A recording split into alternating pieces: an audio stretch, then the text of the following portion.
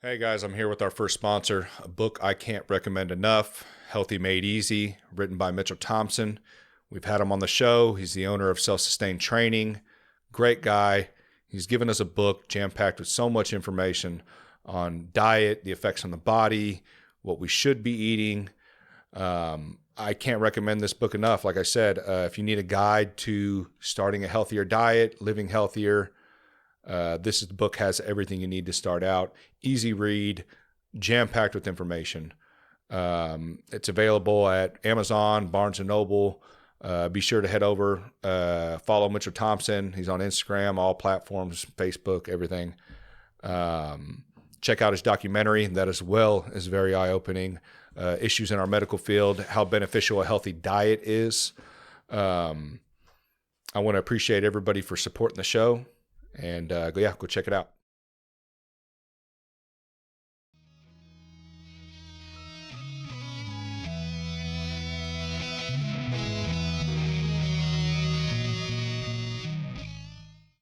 Yeah, dude, that fucking sign. I should have painted it like a matte color. I don't know that. Yeah, it's maybe a gloss. Maybe I should have went That's matte. probably eggshell. Yeah, I'm thinking. But did you make that? Did you laser cut that yourself? No, I bought it from a guy. He follows the podcast. I'll have to throw him up. I want to say it's called Styleworks or Steelworks or something like that. He's like way out in the middle of Kansas, dude. Small ass town.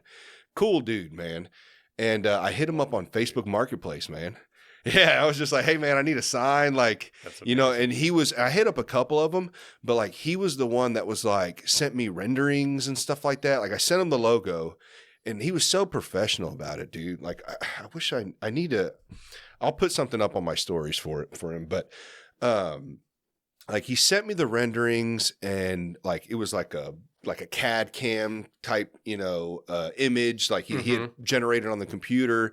Right. And I was like, dude, that looks fucking dope, man. And then he just like, I don't know if he had a plasma cutter or what he had, but yeah, just fucking did all of it for looks me. Great, so, dude. Yeah, I didn't do the light. I did the lights myself. I still have to adjust a lot of shit, but no, dude, it came out great, man. Great, and that's dude. what I always wanted because I didn't have anything on these walls for a while, and I was like, dude, I need something that like. It shows like what you're about to sit down and like, for the podcast, it's kind of makes you, I guess more professional. Like, I guess, dude, it's so legit, dude. I love it. Hell yeah, dude. Yeah. Well, Michael, I appreciate you sitting down with me, man. It was very nice meeting you today. Me and you have been in contact for, what do you want to say, last couple months, maybe? Yeah, something like that. Yeah. When you went on I-70 was when we met. Yeah. And which is a great podcast, man. John's a great guy. All those guys over there are pretty cool. But yeah, man, you've been a real good, friend pretty much now, man. Giving me a lot of advice. Yeah, I love the conversations we've been having through messages, man. It's been great. Yes, I love sir. your podcast. Appreciate that. It's KCBC 913. That's correct. Yeah. Yeah. Okay. Yep. And then you have a KCBC also as well. TV. Yeah, that's the name of the YouTube channel now. And then we've established a separate Instagram so that can be hopefully like a network of KC influencers, not just in business, but in all other spaces. That's so awesome, man. It's in development, man. I mean, I usually don't talk about things before I do them. It's like I fall like a thunderbolt, the Sun Tzu. It's just all of a sudden, boom, one day it exists and everybody goes, how the hell did you do that? But like with this one, I was like, I wanted to claim the space and the link and all that. So no, that's awesome, dude. Yeah, how'd you start getting into all that stuff? So part of my whole journey, man, it happened in the last year. So I worked for a very well-known freight company. I was a top performer there. I got RIFT, reduction in force, right? It rocked my family. It was probably on a scale of 1 to 10, a 10 in the worst things that had happened to us because I got 2 little kids and all that. Yeah. It really rocked my world. But like because I've got a background in process improvement and HR and operations and all that. While I was looking for a job, because I got laid off, I had like 2 weeks of pay basically. Damn, that sucks. I started my own coaching business. That's VAS LLC. I help business owners attack like waste, operational waste. It's like lean process improvement stuff. And I was talking to so many like cool business owners, including like people on my block. So like Daniel Mayaris, for example, who I had on the show, he is a world-known, best-selling children's illustrator and author who's written books published with, Thomas Nelson and all these other places. And he's adapted poems into like books and stuff. And I'm having these conversations, and I've always kind of been punk rock, like in the aspect of like, I want like the local people to be known. I want to shine a light or help folks. Okay. You're good. Help folks that like, maybe should have more of the spotlight, but like people in my community, because like, what I noticed and what I've noticed as an avid follower and consumer of books and podcasts is that everybody loves talking about like the really popular podcaster and author, right? And they quote them ad nauseum. So like on LinkedIn, you go and you see all these memes and you see like, oh, well, look at what Alex Hermosi said and look at what Goggins said and all this stuff. And it's like, man, when like, especially like when you do jujitsu, which I've got a little bit 8 pound, 6 ounce baby ounce, Michael has some jujitsu experience, but when you start doing like these hard things with people, you get to meet some really cool people who have really cool stories. And so like for me, I was having these conversations, and you probably had this too, like where you walk away from a conversation, you're like, I wish I would have recorded that. I know, and dude. that's exactly why I probably would have had 300 episodes instead of this one will be 50. Well, if it wasn't such a bitch to schedule and get people on, like you absolutely would. Because I feel like that was a natural thing for me, but I resisted it, bro. Like I got the idea in, I think it was May 2023. And I was like getting into AI. I was researching all the advancements in technology because I'm trying to build new skills, because I'm laid off. I'm looking for work. I'm applying for 9-to-5 gigs. I'm trying to build my business and nothing's working. So I'm like, what else can I do? What else can I do? And I was just thinking like, oh my gosh, like I feel like God's telling me I need to start a podcast, and I resisted it. I was like, no. And I'm like, I love Joe Rogan. I love Sean Ryan. I love these guys, but like, I can't do it because I'm a very private person. Right. And it's like, I always did well with like one-to-one communications. I'm not an extrovert. People think I am, but like I'm an ambivert. So it's like, but I recharge like an introvert. So it's a switch for me. So like after this tonight, however long we talk, I'll go home, I'll sleep like a rock, and I'll probably want to crawl into a book tomorrow to recharge. Right. So like I was very private. I was very self-conscious of like my uhs, stutters, interrupting people, all that. I'm like, all the things you tell yourself, like, I'm not the best person because of this, because of that. And I just kept thinking about like, and this is kind of like where my biblical worldview comes in, but like, I've always seen like people who were the least likely characters accomplish big things. Like they weren't qualified. Like that age old saying of like, God doesn't call the qualified, he qualifies the called. And it's like, okay, like, well, if I think there should be a podcast for this, I'm probably the freaking dude to do it. And I can't remember that word. What's that word they use for that? Like when you're that critical on yourself and imposter syndrome. Yeah, imposter syndrome. That's what it is. And so you gotta, for me, it was about telling that guy to sit down and say like, you know what, I'm actually going to be called up into like a greater space. And the other thing too was, well, how do I do it? And it's like, well, I've got my music background. I know how to produce. I know how to record. It's not like I'm starting from scratch. And man, I just found a few people. Like it was very super secret squirrel for like 2 months. I got a launch team because that's something that I found out from friends who had released books and stuff. Like I had a group of 50 people. And that's the other thing I'll tell people is like, when you're going to start a podcast, you want to have people, it's almost like your street team. You want them to hit the Apple, hit the Spotify, give you the ratings and reviews, because that's going to boost you in the search results. And so like, man, I was networking with people, and only about half the people that I asked to do that, they actually did it. Right. And so that's the other thing is like, people are busy. And so, yeah, before I go crazy and off the rails good, dude. It was all inspired because I was having amazing conversations that I felt like people should hear. Yeah. And then here we are, 37 dropped this week. We'll have 38 next week. I got a list of 10 people I want to have on deck for season 4. Yeah. This will probably come out when 38 comes out. When will it be out next week? Tuesday? Is that when you release them? Yeah. You'll edit this and record it or get it out? I'll have it next week. Yeah. Whew, yeah. That's amazing, bro. Yeah. Oh, it's a grind. Awesome. Well, it's just like what we were talking about earlier before we started recording. It's like the grind of editing, man. I mean, it's hours and hours and lots of care, lots of love. What I try to do, man, is I try to break it up, but like, this is all fun sitting down here for 2-3 hours talking, but nobody sees behind where it's like I'm stuck behind a desk. And there's times when I enjoy it. It's a little therapeutic at times, but then there's times where it's like, I also have family. I also have a life. I also have hobbies, and I have all this stuff. And then I've got to try to fit 10 hours of editing after that. It's a grind. I'm not complaining, I'm not, but it's real. That's what it is. Well, our wives and our kids, Yeah. like we owe them a huge thanks for like the stuff they put up with. Yeah. Right? Like for me, sometimes it's like my wife, she'll say, she'll just bring my dinner downstairs, or you know what I mean? Or she'll say, how much longer? Like really, and she never pushes it. She's never, whiny about it. She knows like I'm in the zone, and like if I'm focused and I get it done, we can, boom. Then I go back upstairs. I'm refreshed. But like, man.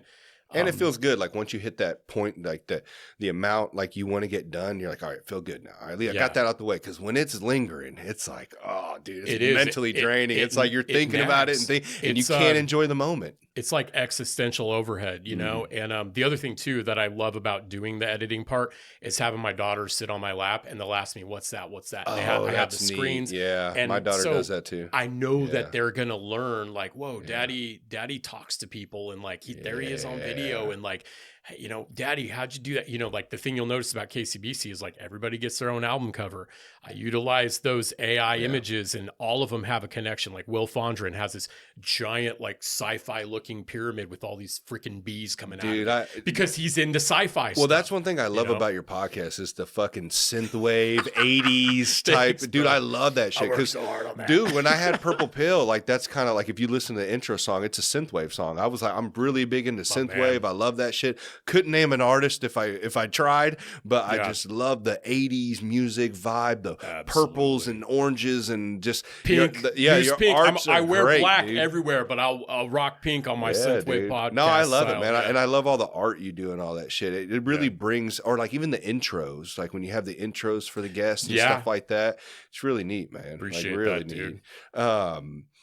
Origin story, dude. You were talking to me about like you came from California. You moved here because you haven't lived here your whole life. You moved here in, what'd you say? 2015. 2015. So we're going to hit 10 years this January. And so, kind of like the abbreviated version, I was raised in Southern California. Where at in Southern California? It was in Riverside County, rough town, man. I tell people, my hood bingo card isn't fully stamped, but like half of it is full. Like we had all kinds of things like, the drug house that, was down the street, attempted break-ins, people casing houses, when they knock on the door and they say, Johnny's home. And, you're like, Johnny doesn't live here. Get out of here. Kids street racing. We had somebody died across the street from my house when I was a kid. And I got to see, sorry, explicit stuff, but like the way that his parents had to identify him, like we saw like the paramedics like take his head and put it in the body bag and zip it up to his chin. You know what I'm saying? Like, so, pretty dark part. I don't want to get in too much into like where I was raised and stuff. I get it. Like, I think, had great parents. I think they did their best. I had good friends. I had awesome teachers. Like somebody asked me about it on recently on podcasts. They were like, were you in a gang? Did you get into fights and stuff? And I was like, no, like, thankfully, like I saw that stuff for what it was. And, really focused on my studies. I got into guitar, started playing guitar around age 13. That was around when I met my wife. So my wife was from the same town.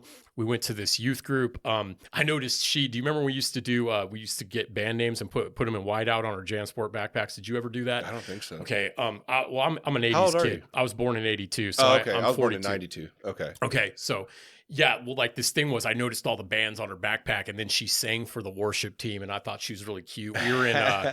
We were in chemistry together, which is hilarious because it's chemistry, and I was the class clown on one side, and then she just thought I was kind of the goofy guy and stuff. But like we met, and my band got signed. We took off. We're still on Spotify. What band is that? Sinai Beach, like Mount Sinai. Oh, I'm gonna have to not follow Cyanide Beach. not Cyanide. but yeah, man, we got signed. We got to tour. And in that, like, I got to go to Europe. I got to go to Puerto Rico. I got to see the US. We toured the US 5 times. We came to Kansas City a couple times. Actually, the picture that's on Spotify for our bio was taken beside the El Torreon on 31st and Troost area.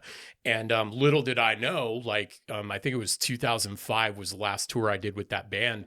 My wife and I was the first dude in the band to get married. And so when I came home from that tour, we had spent all of our wedding money basically paying the bills because I wasn't working. I had a really cool company. I worked for a mountain bike manufacturer. They let me leave. They paid my benefits, all that. But all that to say, like, my point was when I got home, I was like, babe, California is kind of for the birds. And like, if we get to have kids one day, or if we want to work, are we going to want to drive into LA? Are we going to want to drive? Cause we lived inland, and bro, the traffic out there is insane. We loved, I call it traffuck. Yeah. You ain't lying, dude. I've been over there a couple of times. When we first went to Cali, cause that's where my wife's family's from.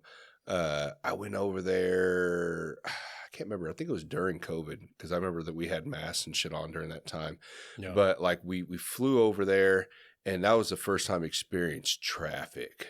Yeah, like dude. We think we have traffic here on I-35. Fuck, no, we do not, dude. No, well, the 91, which is like the main artery, that thing has gotten wider ever since I was a kid. Yeah, because we flew into LAX, so we got to. Yeah, I call it the California edge. That's what I have, and that's why I take like all the stuff like security, self-defense, all that stuff so seriously, is because like when you grow up in an environment like that, like your cortisol levels. I also found out, like, we can get into this later, but like my own health biometrics, like I'm type A positive blood type. I have naturally higher levels of cortisol. So like I was, but when we went back to LA in 2021, it was like it re-engaged. It was like I got in the rental car and I was like, I'm in California again. I can do this. I can drive. And then it was like I had never left, but like it has a vibe. That's what I'm saying. We were going through infertility at the time. So much, my heart broke so much. I was like, we're never going to have kids. So like, let's go through the adoption process. So we got certified to adopt. We had a room in our house. We had a giant house in California. It was like almost 3,000 square feet, single level. We had a room that had a crib in it. We had a shower for a baby that we didn't know who we were going to get.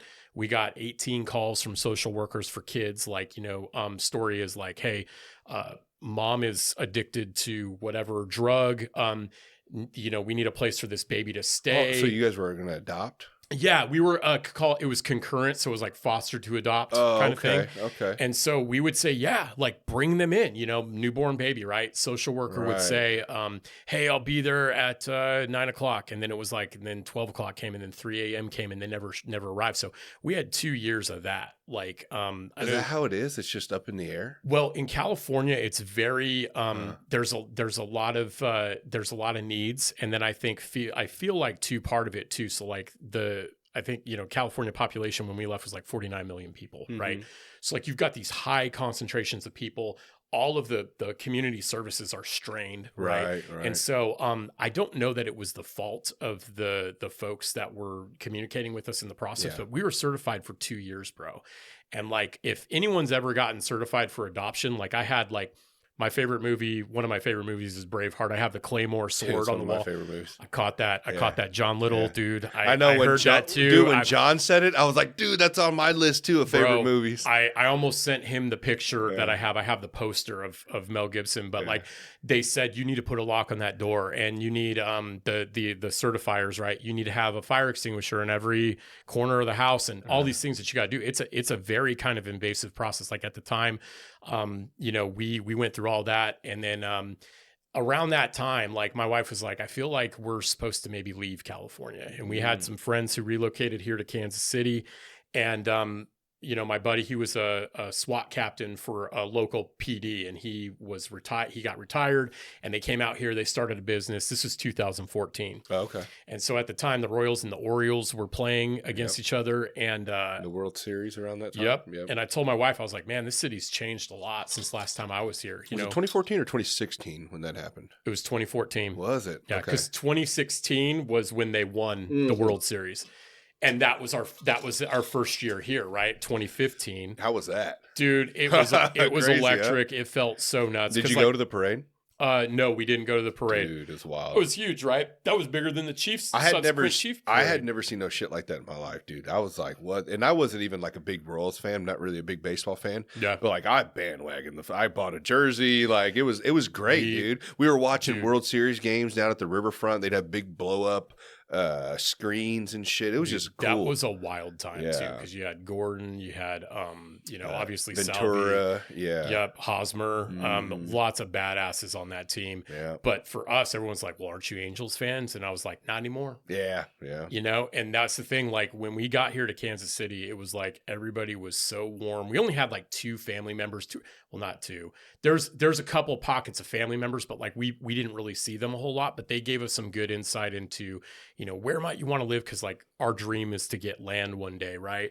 And that's the thing about me too, like being from California, I am not the typical, like what everybody perceives a Californian to be. Like I grew up camping, hunting, fishing, into guns, loved being in space, even growing up down Southern California, because usually you think Northern California when you think of that stuff. Yeah, because it seems more conducive because it's in Oregon. But no, man, I mean, before I left, I had to do, I put my name in for the duck hunting lottery. I mean, we'd have to do it with the lottery. So if your name got pulled, then I got to go duck hunting, and then like a managed hunt. Yeah. But what they did in California was like the national parks, like the prices just kept coming up. And that's the thing that we've loved about Kansas City is like so many of our parks are free. Like we can't believe we live by Shawnee Mission Park. Where you got to go to the tolls and shit like that. Tolls, you got to have the pass, and they just kept up in that.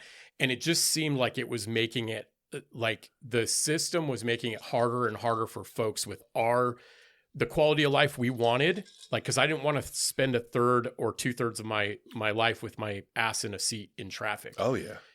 And so we got to Kansas, man. And so, we've been here for about 10 years. How long would it take you to get to work over there? Well, I lived in Banning before we left, and I'd drive down to Temecula. I'd drive into Riverside. It was about a 30-40 minute drive one way. Both ways. And then, if there's a wreck. But was it supposed to be that far? Like, is that like 15 minutes compared to here? Yeah, okay. absolutely. Because, once you get off the freeway, it's like the lights and the congestion. There's a lot of cities out there too. They did what they did in Ontario, where if you go to Ontario, it almost you ever seen Idiocracy? Dude, I hear about it all the time. I know. Everyone tells me, you gotta watch it. Do date night with your wife and watch Idiocracy, dude. It's amazing. But like the Costco and Idiocracy goes on for miles. And that's what it looks like. Like in Ontario, you see these industrial buildings. So like that's what happened a lot like in the Inland Empire. And so we saw that. The writing was on the wall. Yeah. I mean, I heard it's literally what was happening throughout the last 4 terms. It's like what we are the last term where we're headed to, all the dumbass shit that we were all doing. I mean, so much. I couldn't even, it's a list of things, but that's what they keep telling me. A buddy of mine, he's been telling me for a while. He's like, dude, you gotta watch this movie. And I don't know why. Is it on Netflix? I need to fucking, I don't know if it's on Netflix. I need to get it. You can rent it. It's probably rent it on Prime or something. It's worth owning. It's seriously like, if you want to eBay and find a DVD and buy it, it is worth owning. It's like a perennial thing for me and my wife. I collect DVDs too, dude. So I need to get that. Dude, get it. Idiocracy. It's amazing. Mike Judge was asked on Joe Rogan like how he feels about a lot of it coming true, and he's like, man, it's pretty sad. Oh, was he the producer?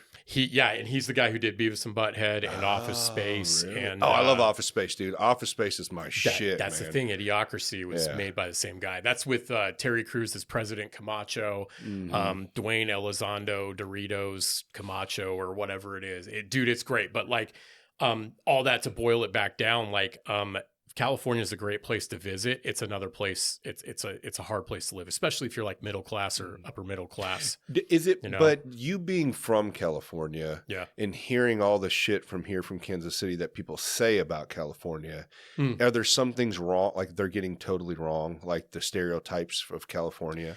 It's funny because like I live in Johnson County, which is full of quite a few Californians. I bet. So like we see like California plates and people ask like I think they assume like we just went to the beach all the time. And I told people, I was like, man, I barely went to the beach because every time I went to the beach, everybody else is at the beach. I barely went to the mountains because every time I went to the mountains, everybody else is in the mountains. Right. And everybody thinks like it's just they kind of have this like great view of it. Mhm. What's funny is that I recruited for a major company out here in Kansas City, and we would recruit from the coast. And there were people who were born and raised here.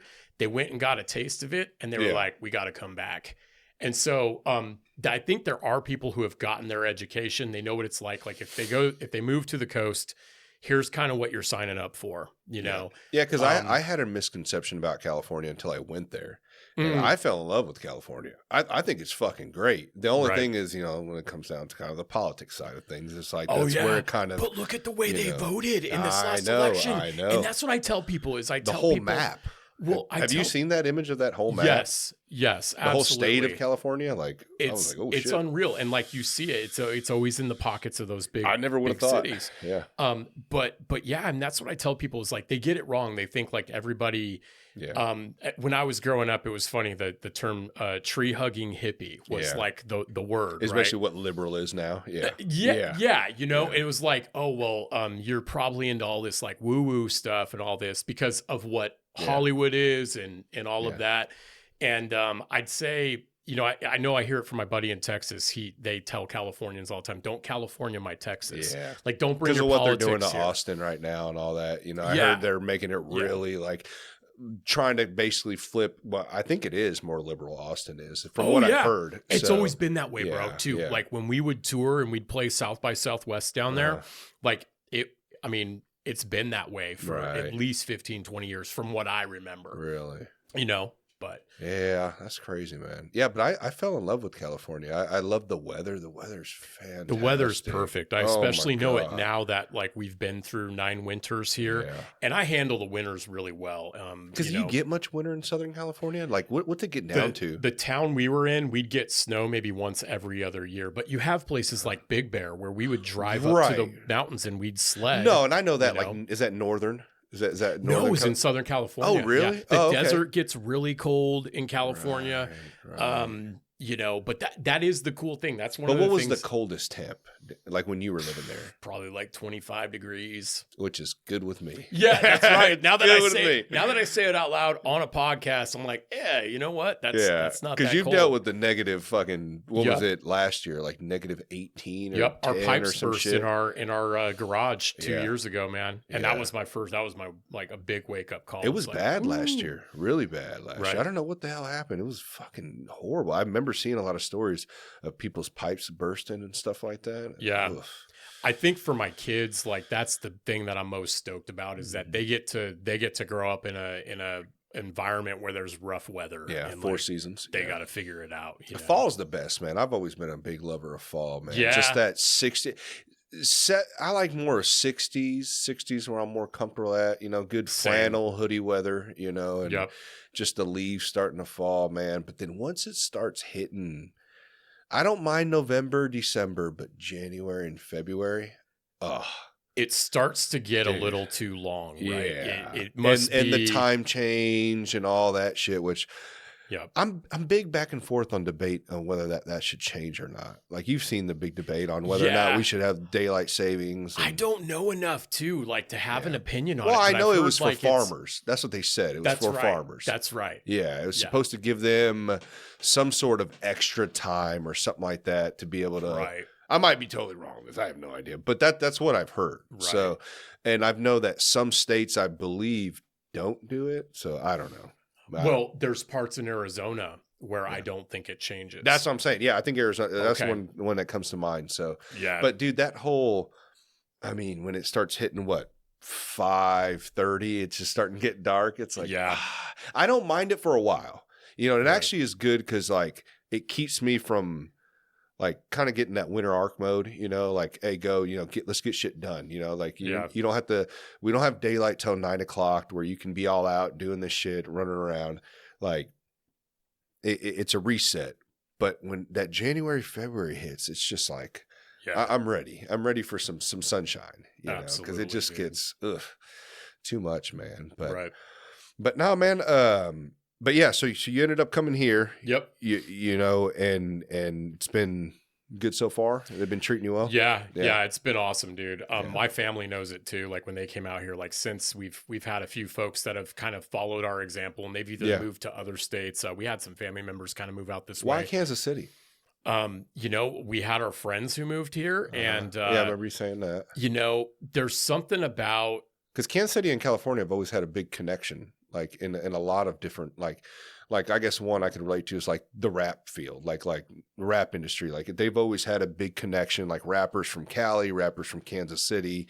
There's always been a connection there. Yeah. Like even back in the Mac Dre times or Tech Nine and all these guys, like that's what I grew up knowing. Everyone would be like, yeah, Cali and Kansas City always had ties. So it's weird, like, kind of how that works. A lot of people from California coming into Kansas City. Well, yeah, and even during all the COVID stuff and stuff like that, people started leaving, and dude, Kansas City was one of the spots. So yeah.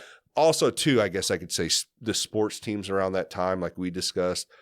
Yep. Royals, and then the Chiefs started winning Super Bowls. Absolutely so it gained national attention. Yeah. And we are the sports thing, whether people like sports or not, that is always going to be good for everyone in a city. The businesses, the schools, the companies wanting to be here. For all we know, like we wouldn't have like certain companies bringing, their battery factories here and all that. And I know people have strong feelings about that. Like I'm personally relieved that, like, for example, that Tyson factory didn't go into Tonganoxie. Yeah, I heard about that. You know what I mean? Yeah. Like the people there were like, they missed out on like hell no, billions of dollars of work though. That's the only thing. Absolutely. Yeah. But like when you get into like those lagoons and the things that come with those places, is like they knew like their city would be trashed. It wouldn't be desirable to live in anymore. And but the appeal for us was like we knew people here. We got a good tour. It seemed that land was in reach, and then resources were in reach, and it really kind of all came full circle. There was a Tony Braxton concert. We had lived here for like 3 months in, and my employer gave me an opportunity to have a suite at T-Mobile Center for Tony Braxton. Like, I'm not the biggest Tony Braxton fan, but had respect for her. My wife is a huge Tony Braxton fan. She's like, it's going to be amazing. And I'm like, yeah, it's cool, right? And, we parked and we walked like 4 minutes to the venue. We got in. When the show was over, we walked back to our car. It wasn't sketchy. It wasn't like walking through LA. Got in our car, and it was a 10-minute drive home. And we were like, that would have never happened in California. It would have never happened. But it felt like the access was better here, right? That's the best way I can say it, better, because there's other things too. Like there's certain artists, they just completely avoid Kansas City. Like if you want to see them, you got to go down to Dallas. Like that Metallica Pantera show that happened last summer. My buddy lives in Texas. I just drove down to Texas for that. We went to Arlington, went to Dimebag, Daryl's grave, and Vinny's, because they're buried next to their mother. I'm a huge Pantera fan too. Yeah. So but anyway, dude, Kansas City, like, as we started digging in, like Walt Disney's from here, like J.C. Hall, who made Hallmark, like I had Daniel talk about that on my show. It became a sort of mecca for artists and creatives. Right. And, we've got the jazz scene here too. And like when we played at El Torreon, we felt like we were desecrating it, because we know like Louis Armstrong and Duke Ellington and Etta James all played there. And it's like, here we are, these metal bands playing in this place, but like, it really is, it's a beautiful place, man. And I've learned a lot of that too, through the podcast, like, because I've had people who were born and raised here be so kind to me when like, I don't know about like the full history of the Royals, and like, oh, hey, we'll check this out. It's like, there's a kindness, I think, that we have here. Yeah. The only thing really I'm worried about on that kindness is that I understand that sports teams bring in, big businesses, money to the city and stuff like that, but it changes a lot too. Right. You start to lose that small town, vibe. And I mean, I've lived here my whole life, and I've seen a big change, especially since when the Chiefs started winning Super Bowls. It's like, things are starting to get more crowded. A lot of things are starting to get built, traffic's starting to get a lot more heavier, and people are moving here, and things are getting way more expensive, which, I mean, that's technically all over the United States, but, absolutely. You're seeing a lot of this stuff, and, that's kind of, and I'm not a hater on football. I've been a Chiefs fan, my whole life. I fell out of it a little bit the last 3-4 years, but yeah, I still watch it. It's a great time to bond with the family and stuff like that. My brothers, Absolutely. and playoff time's fun. Super Bowls are fun. It's great.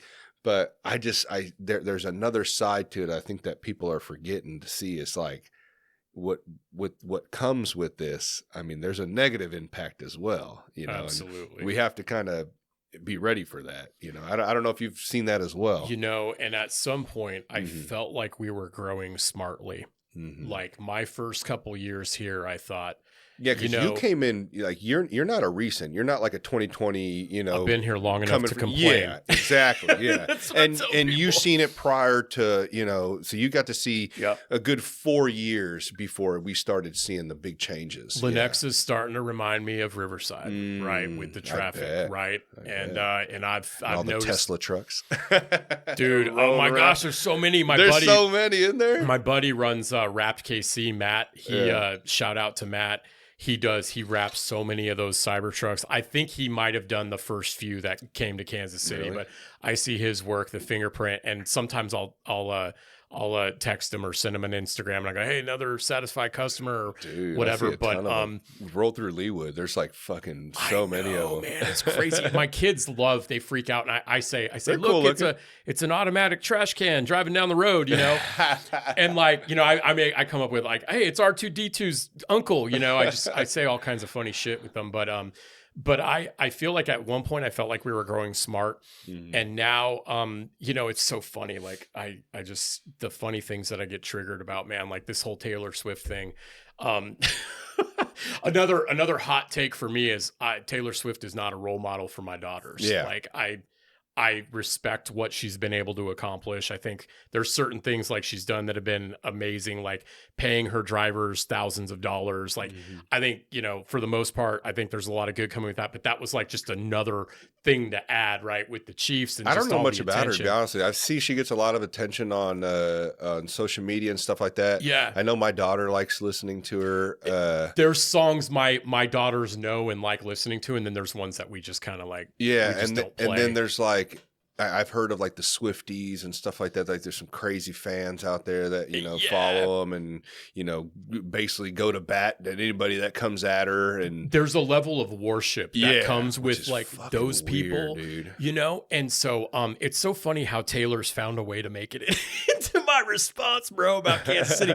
But there's stuff like that. Like because they do it all in the media. The media pushes and pushes it in your mind. And so people start to look at Kansas City as a mecca, which I think for on one hand, it's really cool. Like getting the notoriety, because that's one thing that I've gathered is that I think part of the region is like, there's a lot of things that I get to say that now, right? Like I've lived here long enough. We should have got the credit for, we should get the credit for, but like, now that the Chiefs are winning, it's like they talk to the refs, right? Like they've got a deal. There's a conspiracy. Like everybody's saying like that snap that Raiders dude, I called him Baby Huey because of the fit he threw. It was almost like he was trying to throw a fit so that nobody would be so mad at him. Like if he was mad at himself.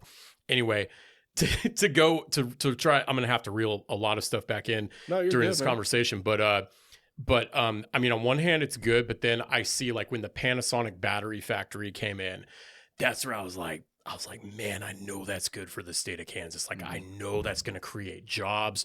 Those are probably going to be really good jobs. They're going to have like probably some engineering roles that they create. Cause I'm all about that STEM stuff, man. And any opportunities we get to have kids and youth exposed to like science and manufacturing and like hands-on jobs, blue collar jobs and stuff. It's like, it's amazing, bro. But at the same time, it's like, part of the reason why we left the coast is so that we could lose that sort of like I don't know, it's not mass formation psychosis, but it's like it's just that level of anxiousness that's always kind of present. It's like some people, they love that sound of the city. For me, it's like a hostile frequency. You know what I mean? Yeah. Like I don't like the light pollution. Like I like to see the stars. And when we lived in that certain area in California in Banning, like we could see the stars and it was amazing. Right. And so when I go on my buddy's land, like I see the stars, and I don't want to lose that Yeah, and you have But that progress is inevitable, I guess. and you have that especially in Kansas City. I mean, because the metropolitan area is not very big compared to California. It's a small pocket, That's and then right. in 20 minutes you can be out in the country. Which is pretty nice here in Kansas City. But like even with going with that battery plant, so like there's still just things that they fuck up on. Like I just heard a story the other day from an electrician that knows a lot of guys out there, and like just some of the balls they miss on this shit, man. It's like I've heard of the wings sinking down, and like because there's 2 wings to that building.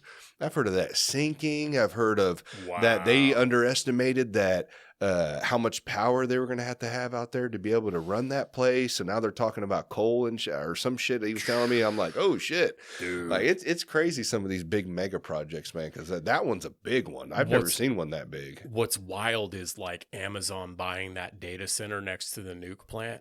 Oh, I didn't know that. Oh, dude, look that up. It's from earlier this year, but I think they either bought the nuke plant and they're building the data center, but it's like to power AI. Like there's a lot of people saying now, like that's what it's going to take to power AI, quantum computing. Yeah. And that's some deep water, man. I don't know anything about that, but when you're talking about like the size and scope of these projects, it's like, it's wild to see like what's happening. The AI is getting weird, man.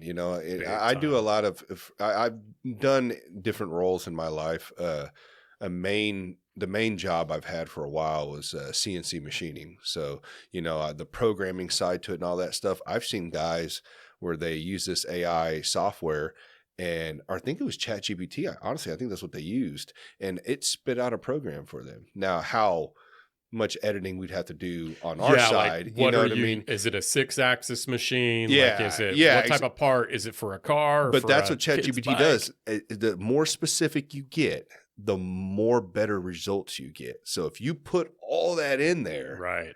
I mean, it's amazing, man. But at the same time, it's scary as well because a lot of people are going to be losing their jobs too. Instead of 5 programmers, you're only going to need 1. You know what I mean? So, right. Absolutely. So dude. Towards the future, man, that's going to be a real kicker because I'm wondering what's going to happen. Like what are we going to do with all these people out of jobs?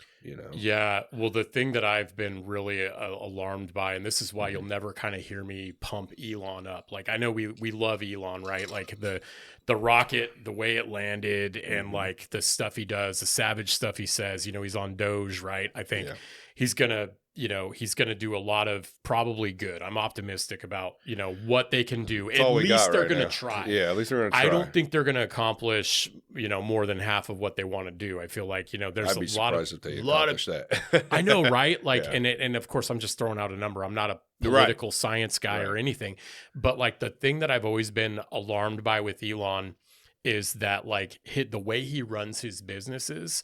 I've recruited, I've interviewed people that were, laid off from SpaceX or laid off from the Tesla, the Gigafactory. And, he's pretty merciless with the way he runs his companies. Right. I mean, he's, look at the way he did with Twitter. Right. And like, I'm not saying he's wrong. He's found a lot of waste in Twitter. Yeah. But like, man, he's super violent about like the way he treats people. It's like, yo, you guys are done now, right? And so when he's on the news with his Tesla robots and his self-driving cars and all this stuff, I go, man, it's a sci-fi movie. It's literally, we're watching the sci-fi movie. Like this is the B-roll that they play before Terminator. Right. You know what I mean? Right. And well, he's warned. He's gave out a warning on Joe Rogan. I think the first time he was on there. The first time he talked about AI. Yeah, he was like, everyone should be worried. And he said it's past the point now. Like there is no nothing return. You can do. Yeah. And so when he's got Neuralink and there's that guy, the paraplegic or the quadriplegic, who's learning how to use CAD, he's playing Counter-Strike with his brain. I've seen that. I haven't seen I haven't seen post what happened on that, but I had read an article that they did install it and I'm guessing him. He's doing great. And when the last I heard, he was learning how to use AutoCAD to design like buildings and things. Yeah. And it's just like the Matrix. Like, remember what he says? He goes, give me Kung Fu. Yeah. Teach me how to fly a helicopter. Insane, you know what I'm saying? And it downloaded. And so like, we're almost seeing sci-fi play itself out. Like, and with Elon, just to go back to that, like, I think the advances in technology, they're incredible. And like, I want to believe that like these guys are benevolent in the way that they do things, but I'm super skeptical because, you know, I learned too, like you can't put your trust in any one person. Everybody's flawed, right? And It's almost going to get to the point to where on that Neuralink, man, it's like you're going to have to get it at some point if you're going to want to compete. that will be the price to You like know. participate in It society. may not be next year, but 50 years from now, 30 Yeah. years from now. Oof. Well, when they can get it to where like it's, you know, they can do it without cutting a square out of your skull, Yeah. or they can find a like way. kind of like Matrix or on the back of your neck or some shit like that. Yeah. Right. Yeah. Implanted a little bit. Where like, they can do that, and then they sync it up with your phone and it makes a Bluetooth connection, and they can make it where like you don't have to go in. I mean, I'm just talking out of my butt right now, but like, you know, you don't have to go in every 6 months to get like a fluid change, or, you know, make sure that the semiconductors aren't leaking zinc into your bloodstream or whatever it is. Yeah, because who would have thought we would have been carrying these around 24/7? I Dude. can't go anywhere without my phone. Dude, it's wild. Yeah, I'll be honest. We live in I a can't. sci-fi movie. Yeah, basically. I can't. I mean, maybe if I'm out camping or something like that, yeah, I can throw my phone in the truck and it doesn't bother me. But Right. if I'm going to work, I'll turn back around. Right. You know what I mean? Oh, Like, yeah, that's absolutely. how it is. Yeah. My wife can't get a hold of me. Like, Yeah. what if the kids. SimpliSafe goes off, Yeah. or, you know, whatever. Yeah. It's like we're connected. Yeah, I man. can't keep a monitor on my Ring, you know, like on my doorbell app. It's like, you know, what if somebody tries to break in? I don't know. You know, it's just weird shit like that before when you didn't think about that at one point. You know? I know, man. Like, what'd we do? Right. I know. It's like, Because I didn't get a cell phone until I was like in late high school. So I'm sure it was later for you. And it was a Virgin mobile phone, I think. Like my sophomore year. So it was like that T9. Yeah, mine was a little flip phone. Little Motorola. And then we had the one that was like the Sidekick. Yeah, I remember the Sidekick, but that came out later. The keyboard was like that big, and you're like, you know, trying to type with your pinkies and stuff. Yeah, it's wild, dude. I mean, I have tried to be more of an optimist. You know, I was very anti-AI. And when I became unemployed, I started adopting it and using it. And I started using it for efficiency. And I said, this is the way to go. Like, you know, there's that saying, like, if you don't learn how to use AI, you will be replaced by people who do know how to use it. That's true. And so all the writing's on the wall, all the warnings are out there. I think you've been awesome on this podcast talking about like things like relating it to like politics and staying up to date with the news. Like people work, you know, you work your 9 to 5, you come home, you got your family, you got, you know, the kids are running around the house, you go to sleep.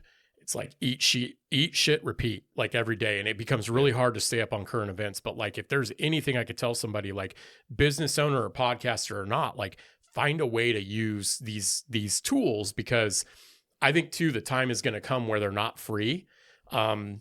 And you know, we'll see about that. But yeah, you're going to be paying subscriptions like we do now, $9.99 a month, and then you end up finding yourself with 5 of them. You're like, "Fuck, I'm paying $50 a month." Well, right yeah, now. exactly. Like, we truly live like in a. I mean, again trying to be optimistic, like an exciting time, man, for technology. Because I mean, look at this. Like, when did people have the ability to do this 60 years ago? Yeah, you know, it's insane. And like you had 4 channels. Yeah, and that's why this is so powerful. You know, yeah, and we've seen that even this year. You know, with all the media tours and stuff like that. You know, politicians now seeing the influence they have, and even in some of the smaller ones. You know, I guarantee you here in the next, I'd say 2025, you're going to start seeing local politicians reaching out to smaller podcasts and coming on and if they're willing, have an hour, 2-hour conversation, which normally they wouldn't do. Get the handler out of the room. Yeah, get the handler. Yeah, Joe's been banging that drum. Like, get him in here for 2 hours, 3 hours. That's when you find out who a person really is. Human, let's talk. You know, and without the bullshit. And we'll be back from our. Take a listen to our sponsors. You know what I mean? Or had that weird fake ass voice on, man. I've never understood it, man. Like, no, I was just listening to a podcast today. I think it was Dave Smith, his podcast. And he's like, I get sick of where these news anchors come on and they got to play the news anchor.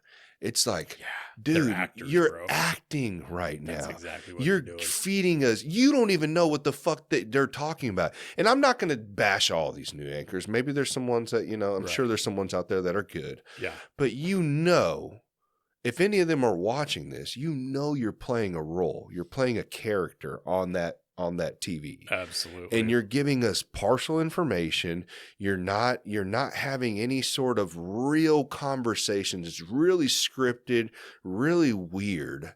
And we've seen it all this year. We've seen the numbers go down on big media networks like CNN and Fox News and all they're all going to podcasts, and there's no more of this.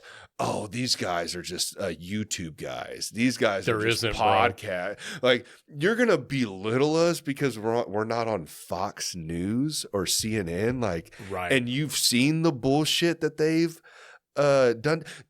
For instance, this last one that just happened, Biden pardoning his son. There's a compilation of all these news outlets and Joe Biden himself. I'm not going to pardon him. He is a man that upholds justice, and he supports our justice system, and he's for fair and equal and all this shit. And honestly, I don't fucking blame him. If I was in the same situation and it was my son, I'd have done the same fucking thing. Gangster. Yeah. Straight up. You're off the hook, bro. But you can't. And I've had people say this, oh, you're going to believe that YouTube video? Oh, you're going to believe that podcaster? Or they used to, the comedian? Yeah, dude. Come on, dude. Bro. I have learned way more off of those guys than I have off of CNN, Fox News, or even local, Fox 4, KCTV. Like, I'm learning way more off of these people than those news outlets. Let's talk about that, right? First off, on Biden, the most savage... The most savage Babylon Bee meme I've ever seen was kind of makes you wonder how much else he was lying about, to be honest with you. Oh, bro. I don't think they say just him. Well, there's also clips of him lying about his college education, lying about all kinds of stuff. I think in these later years, there's been a little bit more of that dementia creeping in, obviously. Right. But the most savage Babylon Bee meme was some people are above the law. And it was a picture of him and Hunter. But again, man, like these people are cartoon characters. Yeah. Right. There's I put the clown makeup on if I listen and I get my truth and I get all of this stuff from them. Right. I shared on my Spotify Wrapped, right? Like I racked up 17,300 something minutes of listening to podcasts this year. I was told by Spotify who my top podcasts are. And, 3 of my top 5 podcasters are the most reputable podcasters in the nation. So ipso facto, I'm getting my information from a pretty reliable source because guess what? These guys have qualified, credible people. You literally hear it from their mouth. Like to on the way here, bro, I'm listening to the new Sean Ryan with Huberman. Probably the coolest neuroscientist that has ever lived. Yeah. And I'm hearing him talk about his upbringing and how the kids in his school were like super pressured and like how he had a problem with drugs and getting into fights and all this stuff. And I'm like, dude, I am hearing a neuroscientist talk about his formative years right now. Be a normal human being. I'm never going to get this from Fox or CNN or whomever. Or some Harvard educated whatever who wants to just go on a 5-minute segment and then wants to act like he's not, like he doesn't have a past life or is not a normal person. Absolutely. Whenever he fucking is off camera. You know what I mean? That's one thing. I think that's the thing that's like, it bothers me. It's like, why are you bashing something that's so real? And I know no one is anymore. Podcasts have become very normalized now. There's still some pushback when it comes to like politics and stuff like that or health. But it's like, why wouldn't you rather listen to the normal conversation? Is it because you're being lazy and you don't want to take the hour to really listen into an in-depth conversation and you rather just get these quick 5-minute, whatever the fuck they're going to tell you? I mean, I don't know how you can learn much off of 5 minutes, these little 5-minute interviews. Yeah. I mean, you have to sit down and you have to listen, and it's not hard. People are like, oh, I don't have the time. You don't have the time to throw a headphone in one ear and just let it play. And dude, I'm not saying you have to listen to the whole thing, but you will hear some words that catch your attention, and then you'll start listening and oh shit, that's a gem. I'm going to keep that. You know, I'm Dude. going to, you know, like there's Yep. so much, you know, while you're working on your car, while you're cleaning the house, while Yep. you're whatever, you know, And you know, the reason why it's a gem is because they were mining it for it, the gem, and you were there and you watched them mine, yeah. and then the gem presented itself. You literally were part of the digging process. Neurologically, all their neurons were firing off and communicating to their mouth, and they were saying this thing in a I almost said microphone, Mhm. and you got to hear it, and it came up. And the other thing too, that I think the reason why the podcast stuff is taking off is because people are realizing the media's mission is to influence and brainwash. Okay. Right. I know that sounds very like I'm a conspiracy theorist, like I'm a Alex Jones guy or whatever, but it's like, if you think about it, the acronym, and I didn't think this up, somebody much smarter than me did, but media, the acronym is Most Effective Devil in America. And their job when you are watching that TV, it's Maj Touré from Black Guns Matter. Okay. So Really? he's pretty cool dude. You should check him out. But he has these shirts, and it's media as an acronym. Literally, like literally how you described it. Yeah, that's Most literally what it effective is. devil in America. Yeah. And if you think about it, like media, the word is like, well, this is media, right? But when was the last time you were listening to a podcast and you said, man, these guys, their only freaking mission is to get me to buy something. Mm-hmm. Yeah, they got ads and stuff, but like the conversation is meant to just have a cool conversation and help you to learn, you know? Mm-hmm. And like, I think it's exposing really, it's really exposed. It's almost like what happened with craft beer. Do you remember how like when all the microbreweries started taking off and like now like Budweiser, like they're not the biggest, like, you know, yeah, they've got football teams and all that. Shit, but look at here, Boulevard. They're big here. yeah, dude. Yeah. Oh, that tour, the And I love Boulevard tour. That was Boulevard. one of the first things I did. And that I haven't done it yet. I need to do that. Oh, bro, it's Yeah, awesome. I love Boulevard. And you know, like, but man, like that's what I think. Like for me, I've always been a challenger, man. Like I've been unaffiliated status with voting, which prevents me from voting in certain primaries here in Kansas. But like I've always been a critical thinker, and that is one of the things, man. If I do anything right, is to get my kids to be able to think critically. Right. And so when I watch this stuff and I watch the news, and you know, there's been a few people who have reckoned with it. Like I love how Chris Cuomo's been going on PBD podcast, and he's been getting grilled. He got grilled by Dave Smith. Yeah, by Dave Smith. Dave Smith reamed his ass like hard.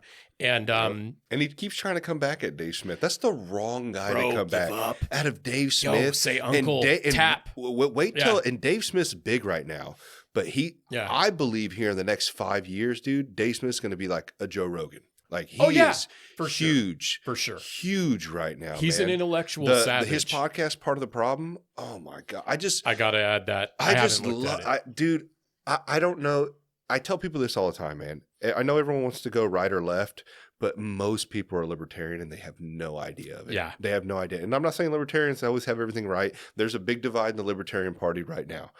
But if you're about like small government leaving you the fuck alone and letting you live your life the way you want and not harming others and just you doing you pretty much have libertarian views in your life. Absolutely. And they don't see it. They think that I got to be right or I got to be left. It's not, man. Like there's so much other than that. There's so much more than that.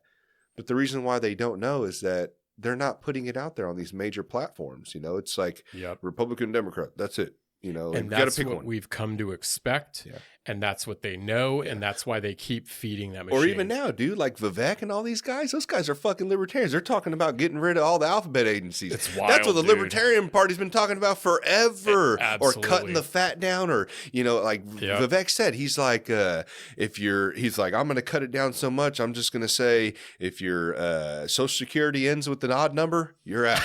Like that's fucking wild, dude. Like who would have thought? Wild, you know, dude. you would hear this shit on these major. I think he said that on fucking Sean Ryan, might have. But like it's like a Thanos snap. Yeah, it's and dude, and I think we're all at the point where everyone agrees, man. Like it has gotten the machine has gotten way too fucking big, man. Dude, and I'm not even talking about federally, even local. Man, like you see it, you're like, where is my money going? I bought an eighth of fucking weed the other day at the fucking dispensary, and on it, they're stupid. I don't know why they would tell me where my taxes are going, But there's like, is it law? dude, literally, Uncle Sam was like, I'm going to take $5 out of that. Why? Right. And it's like, did you recreational tax, Gladstone tax, Clay County tax, like all this shit. And I'm just like, where the fuck are you guys taking that to? It's insane to me. Yeah, bro. But yeah, we're seeing now, we're starting to realize how much of our money is going towards taxes, which if you think about it, I had one guy, a buddy of mine named Joey, he put a status up one time on Facebook, and I think he did the math, and it was like 40 something percent. If you add up like you purchases and all that stuff of your check is going to the fucking government, man. Yeah, that's dude. Insane to me. Well, especially when they're not doing the job that we expect them to, which is to govern and protect and, you know, make sure that, you know, we have the most competitive prices in the world on gas and goods and all this stuff. And like,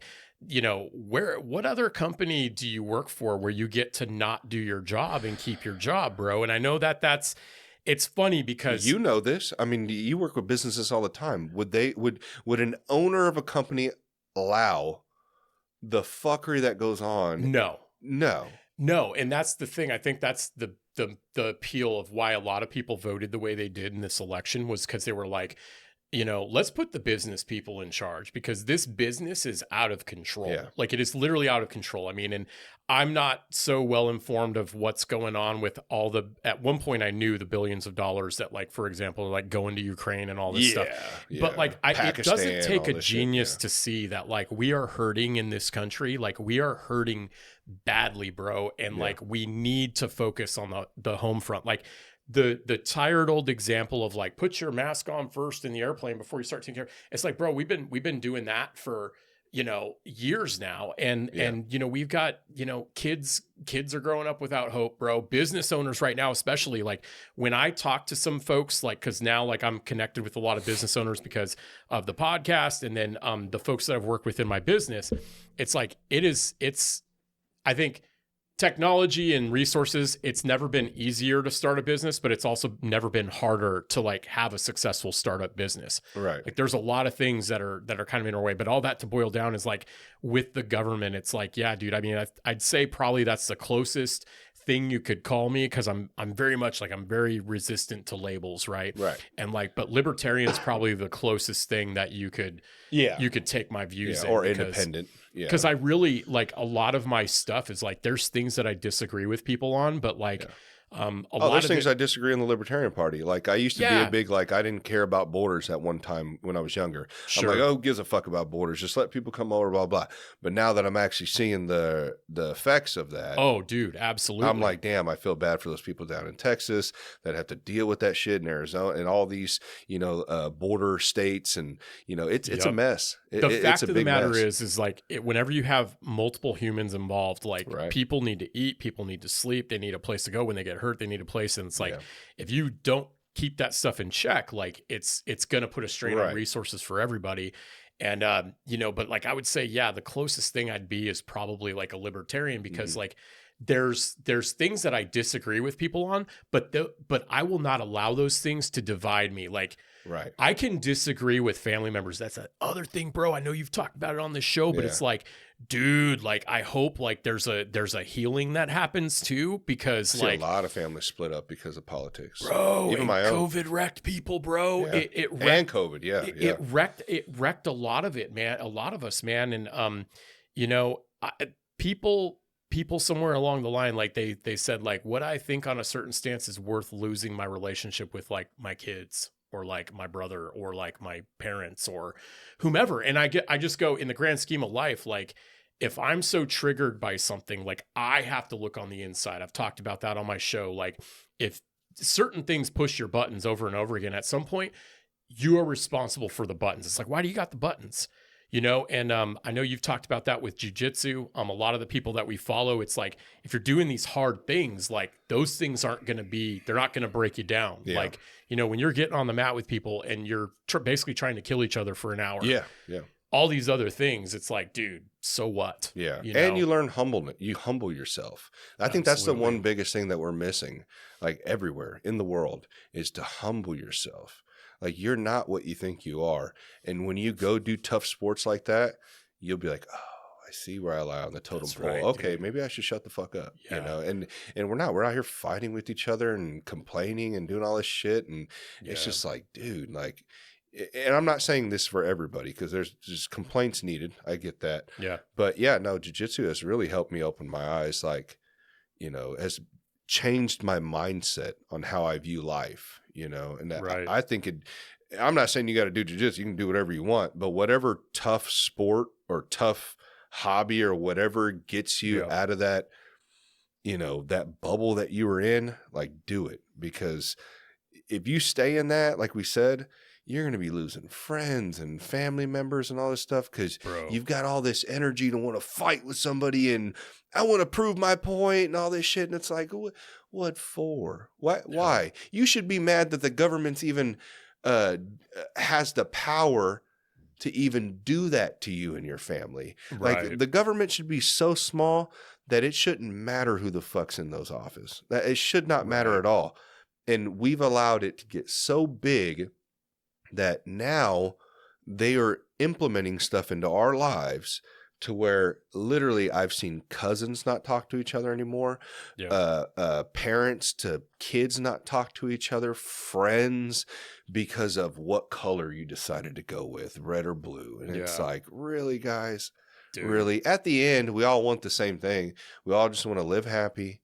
You know, go to do your hobbies and hang out with your friends and enjoy life before where do we all go?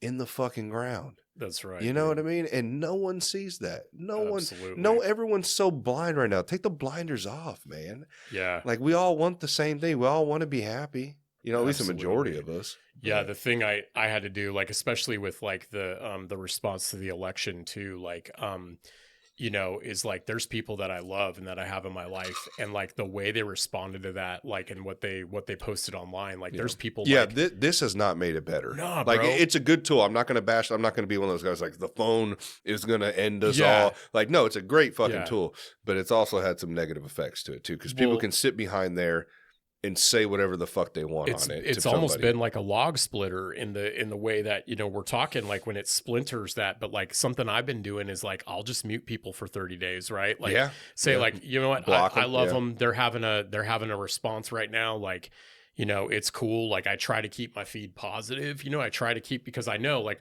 I had a therapist one time, he told me, he's like, Michael, we were meant to be informed. He goes, but we were never supposed to have the world's worst news. He said it's a slot machine. And look at it. When you refresh your feed, it spins and it's like, you can picture the sound of the spinning. And he's like, we were never meant. And you know what it's doing to us, like chemically, there's people that say like it gives you the same response that certain drugs give you, and like, you know, I call them brain cookies, you know. And that's a new business idea. They're going to come out with an app that you can pay for that'll ban you from social media. It's like you do the casinos. You know how you can call and you can be like, hey, if I show up to the casino, you see my ID, make sure you don't let me in. Oh my gosh, oh dude. God, somebody's going to start a software app company where you can sign up, and if you log in, scroll lock. if you log in with your information or sign up for Facebook with your information, they're automatically going to log you back out. Absolutely, dude. But yeah, it's wild, bro. It is wild, man. But I'm hoping, like you said, we try to be optimistic about things, and I'm hoping over time that people start to chill out and settle down and realize what you said. It's like, dude, we're so tense and wired and freaked the fuck out. And I'm guilty of it too at times, because we shouldn't be seeing what is happening all around the world constantly. Like when the 24-hour news came out, like I don't know what year that was, but that wasn't probably the best thing for everybody. You know, some people can handle it, some people can't. Me personally, I like it. I like to see what's going on in other countries. I feel like it's another humbling tool, you know, just like jiu-jitsu. It's like, Gabriel, you're complaining over here about your life, but go look at Palestine right now, and they're getting fucking bombed. They're in a basement, you know, hiding. You know what I mean? So like there are, and I'm not saying it's a good thing, but there are humbling things that you can find on your phone, or useful tools, and all sorts of stuff, man. I mean, this podcast, like you said, I mean, it's changed my life, be able to come on a space like this, to be able to talk to individuals like yourself, and be able to network with people and meet new people and hear their stories, man. Because I love the big podcasts. I do. Yep.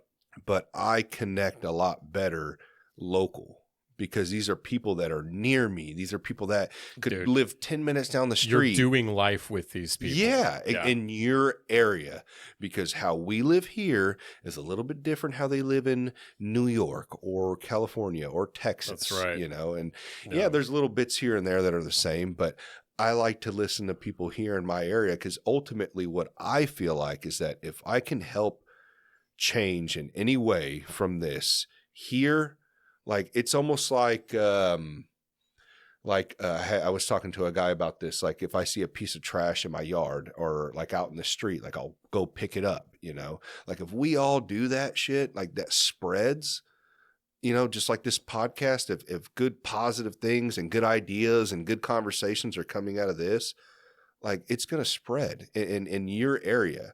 It doesn't have to be where we're relying on people from California or New York or whatever to listen to their ideas and views like that. We have great ideas and great conversations here, and you can connect a lot better, but absolutely. Well, go ahead. No, I think it'll catch on. I think I see yours popping up. I see so many of these other ones popping up. I think give it time, and people will start to see like, oh, okay, this is a better way, a better platform to listen to, where I'll get actually something that's real, a real conversation from somebody, dude. So. Yeah, like I think like this, seriously, like if we talk about like what we've lost like in the last few years, right, is that ability to connect and actually treat, like look at what happened with COVID, right? Like where like we stopped going into each other's homes and like businesses, and then people got used to it. Everything went remote. Then people preferred it. And then now we've felt like the fallout from that, right? And so when we have these conversations, and if we can get more people focused on these local podcasts, like in your community, that will inspire more people to be a part of it. And, there's this whole idea too, like of, let the best ideas win your mind. You know what I mean? And I get to my best ideas, and I learn the most, I learned the biggest epiphanies when I listen to other people sort stuff out. Yeah. And then like right now, like with you, like I have the ability to listen to what you're saying, hear it, digest it, give you a response. Then you're doing the same thing to me. And it's, I just feel like, I know a lot of us have been talking about it this year, but like, this is truly the way of the future. We are actually in the future right now. Yeah. Yeah. At the start of it. Yeah. We're here right now. And that's, I don't know, it's kind of cheesy, but like, today is a gift. That's why it's called the present. Yeah. Right. Is like, I love this idea now too of focusing on where I'm at right now. Like it's a journey, like, and I'm not focusing so much more too on the destination. Sorry, that feels like a tangent with what we're talking about. But I just feel like this is the way that, we're processing information right now. And it's a beautiful thing, man. It is, man. It is. Yeah. And I think, and to the listeners as well, it's like, there's platforms now that are popping up that you're going to be able to connect with at a very, intimate level, like almost like a small, like you ever been to the Improv here in Zona? I haven't. I don't even think it's called the Improv anymore, but like that intimate setting where it's small and everyone can talk to each other, and the comedian's right there. And then you go to the Sprint Center, and it's just huge, like that's kind of what these small local podcasts are. Like you could literally, I guarantee you, if a listener DM'd you, you'd respond. You know what I I've mean? responded to every single one. Yeah. I've How thanked cool is every that? single one for reposting. Yeah. People I don't even know and I'll never talk to again, probably. Yeah. But I have recognized that. Yeah, and I Yeah. feel the same way, man. It's like I want people to engage. Because the more they engage with us, the more they build the show up. I've said many times, send us ideas, send us guests, send topics, whatever. Yeah, like dude. it all. We can create this universe here in Kansas City to where we're all connected. We're all helping each other. We're all bringing each other up because we're all a little bit different. You know, Yep, your absolutely. podcast, I was just mentioning earlier, the Black Magic TV guy, Yeah. like his is a dope ass vibe, like different from ours.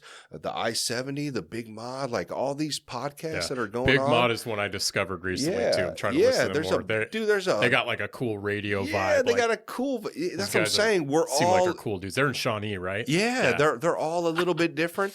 I'm about to have a girl on. She has it's called like the Self-Love podcast. Like, you know, they only have maybe 200-300 followers, but stop looking at that shit. Just go and listen, man. You will be like, holy shit, like this is awesome, you know? And I think over time people will start to see that, and I think there'll be a big change. Dude, one big thing I've been throwing this seed out to everybody. Yeah.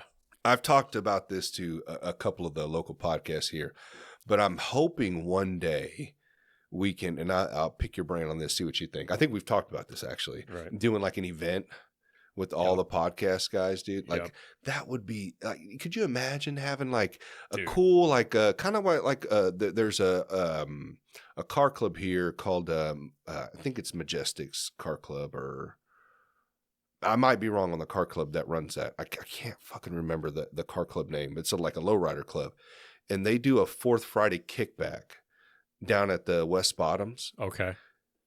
Dude, I love that area for one. Oh yeah, totally. Beautiful. And absolutely. If we were to do an event like that, I mean, dude, what do we need? I don't know what it goes like permit wise and all that shit, but if we can figure that out and we all just kind of show up and have food trucks and all networking together, and the listeners can come down and meet us and stuff like that, like that'd be awesome, dude. Sell your merch down there and just have a cool ass time. Hell, we could do it once a month or once every 3 months or whatever. I think it'd be cool because it would get everybody together. You know what I mean? And yeah, it's going to start off small. Maybe it's only 20, 30 people, but you do it a couple times and it'll grow from there. And, you know, we're all helping each other out. I mean, that's what I hope to see. It's no different than what Joe Rogan did. I mean, he literally, if you look at all the podcasts that are out, they fucking originated probably from his. Big time. Well, so that's the thing that happens when people come on the show is like, I've had that a lot with people. I'm going to get back to the event idea too. No, you're good. But like I've had people. No, go ahead. Yep. I've had people on the show. No, I got my big jug right here. Cool. I've had people on the show that almost canceled on me, and they said, I'm so glad that I actually went through with this, because they'd never been on a podcast before. I have gotten to talk to them now months out from their episode, and they said like that was kind of like a watershed moment for me. Like seeing myself say things back and conversate with you, and a few of them too. I will toot my own horn. They've said like the way you made me feel on that podcast, like I felt like a boss, you know, like, cause I'm sitting there, I'm making it about them. I'm asking them about stuff, and it's a confidence builder, and it's a growth accelerator and a development accelerator for people. You know, and so when you bring everybody together, like I picture this podcast thing you were talking about, and I think I told you, like, I would love to do like KCB Con, like where we have all the business owners that have been on the show. Sorry, and it's Casey Estilo. The name just came to mind. Casey Estilo. Casey Estilo is the lowrider club that they do an event down there right underneath the highway right there. So sorry, I just had to put that out there. Name popped up in my head. They deserve a shout, man. I'm like I will pick up. No, they run a cool ass event, man. It's really cool. Pick up all the names I drop, bro. Like I'm a name dropper, bro. Like I picture this event because I think it's come up on your your podcast too, but this idea of an abundance mindset, I think it was Caleb who mentioned that the opposite of an abundance mindset is a spirit of lack. And the lack is when you think like you need to hog the thing and like you don't want to share your secrets and like you want to protect stuff and all that. And it works so much better when you're open and you invite other people into it. Yeah. And you get people you trust. And that's what I see. It's almost like a guild or a collective of other podcasters in Kansas City. And like I can think of people like, oh my gosh, the guys from We're the Weird Ones. Have you seen their podcast? They all sit on a couch and I think you mentioned that one to me. They just talk shit for an hour, bro. It's hilarious. They talk about like current events and they always use these wild titles. Are they here? Yeah, they're here. They're here, bro. Like they actually found me. I think it was with Sharon Thompson's episode. Like they followed and they commented and liked, and I was like, dude, you know how it is, bro. When somebody recognizes you and see you, you're like, bro, thanks, bro. Hey, it's like a couple dogs wagging their tails in public. Yeah. And I picture them getting in. I picture John. I mean, John is just an electric dude, man. Like he's just good energy. Just he recently emceed that one event on Tin Roof. Yeah. I didn't go, but like I thought that was so cool, and I just picture that. And even seeing from where he's come from the beginning of when he started to now, because it takes time. Like you can't judge a podcast off of 30, 50, 70 episodes. Like look at Rogan, man. I mean, he's, we're going to name drop him all day long. Yeah. 2,800 episodes. Go look at his first episode. He's got like bubbles coming down in the background. Yeah. He didn't really know how to interview, and it's not like he's interviewing like in a professional way, but he didn't know how to mirror and how to conversate and keep the conversation going. Like he learned over time, just like any occupation or anything you do, any hobby, it takes time to learn. You know? So and on the subject too of like the Rogan stuff and with us and like the reason why I started KCBC, and I feel like from what I've heard you explain to bring about literally being to bring about like whatever comes up, right? Yeah. Emotions, thoughts, ideas, like, that's kind of what it comes with this podcast. These big influencers are great. Yeah. But like my heroes are starting to become like Gabriel and John. I appreciate it. Bump. And, these local folks that like, it's like, hey, you're building something. I'm building something too. Like what's been working for you? Like, I was talking with a couple of podcasters over the course of the last year, like, hey man, I want to pick your brain on something. For whatever reason, they thought I was the right person to ask about this, like getting sponsorships. I don't have any sponsorships yet. Right. But like they asked me what I'm trying to get this type of sponsorship. What do I think? And I gave them honest feedback. I said, right now you don't address anything of that nature on your show. So what is going to be in it for them if they're going to sponsor your show? And they were like, man, I didn't think about that. Right. And so I said, but you model that industry. It was like they were looking for a fitness sponsor. I was like, you are a healthy person. Very easy for you to speak about health because you're a healthy person. You're qualified. People are going to look at you and watch you speaking about it. And then if you look at brand recognition, you're going to fall in line with probably multiple suitors. You know what I mean? Yeah. And so getting to think about it from like a business standpoint, which I feel like, man, I hope that for all of us. I hope, bro.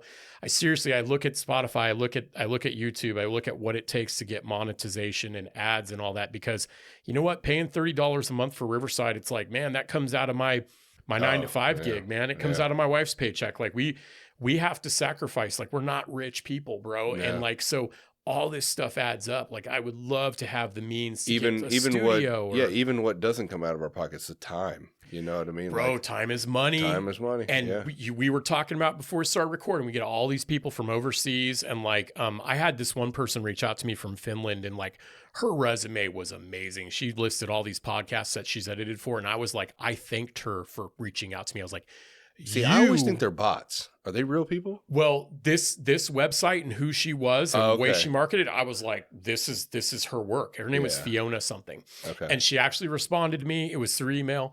And I was like, if I get to the point where like I'm able to pay your salary or your stuff, like I would love to have you do the editing, because that's the thing. Like you have to be able to let people in, like you were saying earlier, but it's like, how do you open up that closed fist? And that's the thing about what we do is art. Yeah.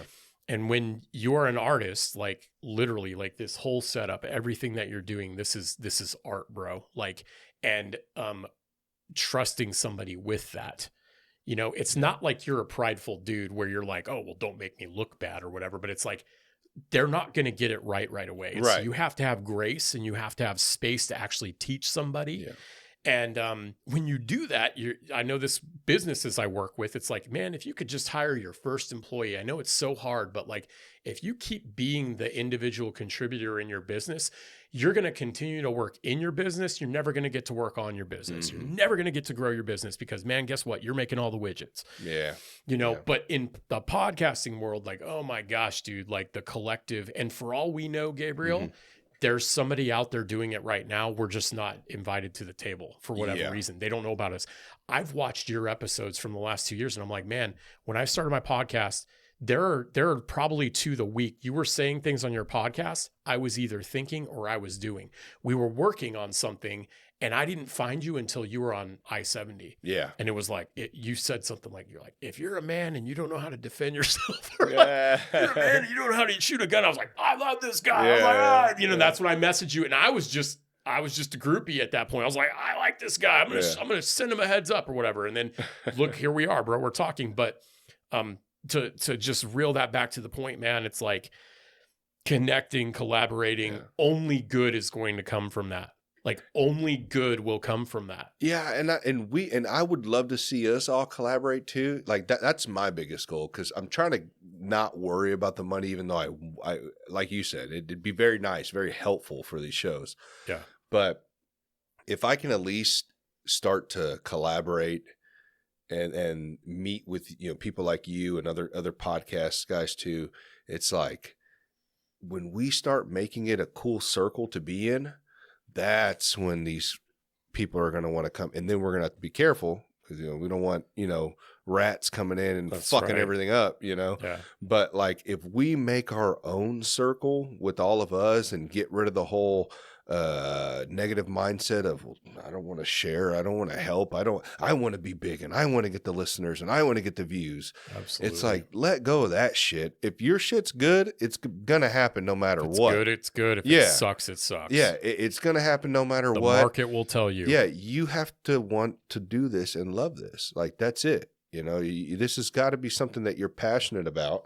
And if you do and you connect with others, it's going to grow naturally. We all got to help each other water our plants, Absolutely. And I'm hoping I see it to where these investors and, people that want to help and see the vision that we have and don't care about all the politics behind it and all that shit and want to help grow these shows. Yeah. I mean, I think it would be a really good thing, man, especially for this area where there's nothing right now. I mean, I think there's sports podcasts. That's about it. That's all I ever see. When I did the research, big ones, before I started KCBC, I was like, is this going to be the 5th, 6th, 7th, 8th, 9th, 10th business podcast in the city? At the time, all I found were real estate podcasts, sports podcasts, and then the ones that were about business, they interviewed people on a national level or they hadn't had a new episode in 2 years. So I said,